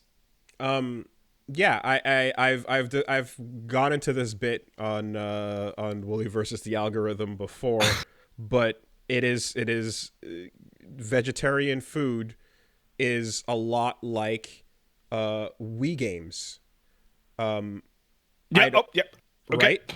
I don't want you to emulate the better version of the thing that I can already have over here. Yeah, I don't want a cauliflower hamburger. I don't want your veggie meat. I want you to. How about you make me like a bean and rice Indian dish? It's delicious. Your gyro. Use your features to create unique things that are amazing about vegetables, and do things that are not just trying to copy the superior, clearly already existing meat of things over here. Use your own thing to do something amazing, which a couple of places, very few do. And as like with a family that's vegetarian and stuff, I go out to eat at vegetarian places, and I've tried a bunch, and there's places where they do amazing, unique things, but a lot of places just try to imitate meat, and it's like, stop it. I've had fancy fake meat, and I would put the shittiest low effort salad from your local Lebanese joint over the most expensive fake meat product that white people can create.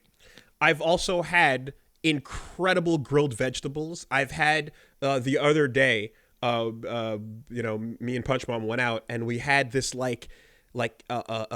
cabbage that was like every layer was kind of baked and like glazed. And then there was like creams and pomegranates and like honeys and all kinds of amazing things going on. And it was such an amazing, delicious vegetable-based thing and fruit-based thing. And it had, and it was its own thing. And it wasn't trying to be something else. and like and whenever we complain about the shitty motion control games, it's because they're trying to replace a functioning controller in your hand when you could make a thing that's dedicated towards your unique things and thrive in that world. It's straight up. It just, I hate that part of it. It sucks. Anyway, Cow would eat you if they could. I'm just saying, they'd do it. I've seen it. We got one coming in from Julian who says, "Dear Shine Spark and Space Jump." Nice. Last week, you asked why Nintendo was so weird and flip-floppy about Smash. I think I have an answer. They haven't flip-floppy at all. And it's about watching the flow of capital. During the last time they sent a cease and desist to a tournament, Patrick Klepek on Remap explained that explained it as a community management issue. They don't like or don't care enough to invest resources into a competitive scene they can have some control over, leaving the legal team the only ones to stop what Miyamoto sees as that displeases him. Meanwhile, if a new game is coming out, the marketing team can swoop in and funnel money into promotion for Splatoon or Ultimate, but then when it runs out, you're back to avoiding the Eye of Sauron. Makes sense, honestly, yeah. So you can only play our game at a public venue when it advertises the new sales of our game. Mm-hmm. After that, die. It's part of the marketing budget. Once marketing, that makes perfect sense. Once we no longer really care about the marketing or any DLC things going on, then whatever, yeah. And the whole thing with, obviously long tail community based games is like, well, we like the thing, we want to keep playing it, but the worst is when you have to come in and pull the old game out of their hands and be like, no, play new thing, Yeah. All right. Smash is an absolute weird, what's the word? Anomaly. In that, everybody just, no, we're gonna play the old one. No, we're gonna play the old one. No, we're gonna play the old one. And it doesn't look like they're gonna move on anytime soon. So all of this is always just super weird. But again, it is an anomaly because it is the Oscars of fucking video games. Like yes, Nintendo can come in and push Splatoon and they'll have a competitive scene. Fuck, there was an ARMS competitive scene. I met some of the folks and did an episode on it, But Smash has Sora. It's a different. It means something different. It's like in the same way that Fortnite means something different. Yeah. All right. Anyways, not to just fucking spiral again. Here's one coming in from Marcus, who says, would you happen to have any great examples of veto power being used for good or evil across media? For example, Toriyama being told to make Cell the villain in DBZ good, and the studio who wanted digital over practical effects for The Thing 2011 dog shit. I think was it Riccatello? I can't remember. But the EA person who saw Anthem and was like, this sucks, except for that flying part. That flying stuff is cool. Correctly identified the only part of the Anthem that was worth any value whatsoever. It got me to pay attention. Iron Manning through the skies made me go, damn, I want to do that though. I have one. The writer and assorted team on MGS4, hearing what Kojima was planning for the ending of MGS4 and going, no, not going to do it. Not going to finish the game if that's the ending. Is that how that went? I forget the detail. Yes. Did he just refuse to do it?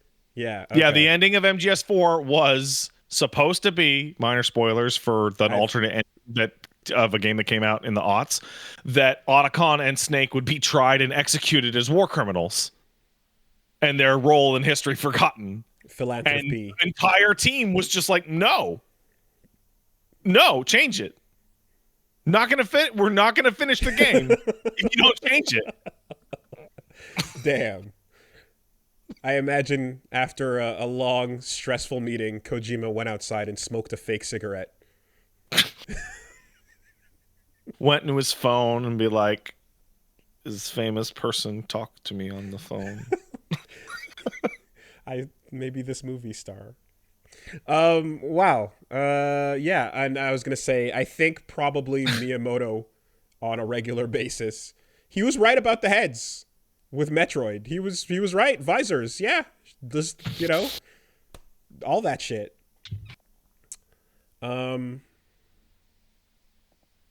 I imagine I'm sure more will come in as honestly, we continue to move well, on. well, the answer is anyone that is the auteur, right? Mm-hmm. Any of the franchises we know where there's one person that is like at the helm, that is like, this is the way it is. You know what? Somebody should have vetoed the Gooch and told him not to blow hundreds of millions of dollars on that Hawaii office. Okay. And nearly bankrupt Square Enix. They shouldn't have done that. I know that Scorsese and Tarantino are both like, you do not get to modify a single word of dialogue in my script at any point ever.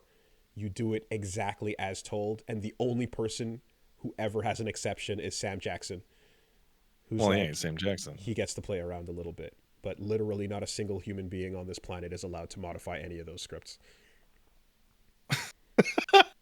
I've seen a lot of people saying, please do not call Hironobu Sakaguchi the Gooch. Too late. We've been gooching for years. I've been doing it for a while. We've been gooching for years. Where the fuck were you? Ungooched? You know who used their veto power for good? I opened up FF9, and I believe I called it the final gooch. That's good. I like that. You know who used their power for good? The CEO and founder of Costco. Yes. When the board came back and said, we need to increase the cost of the hot dog. Yes. And he said, if you change the cost of the hot dog, I will kill you. I will kill you.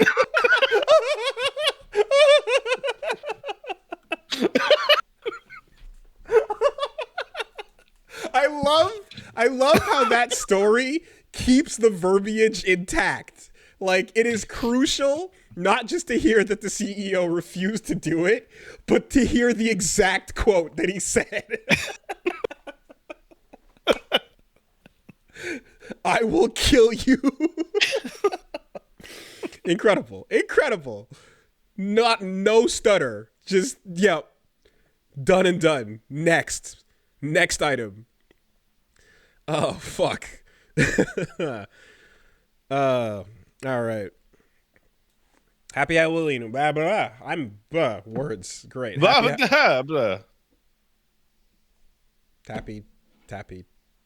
Halloween. Is that the end of the fucking podcast? Is you just going happy Halloween? I'm tired, man. I'm tired. I'm trying to not show it, but I'm very tired. Hey guys, don't eat any syringes with your candy. That never actually happened, except for the one time where it was the actual parent that did it. No, Wooly, I'm telling them not to shoot heroin and go trick or treating. Oh. Yeah, okay.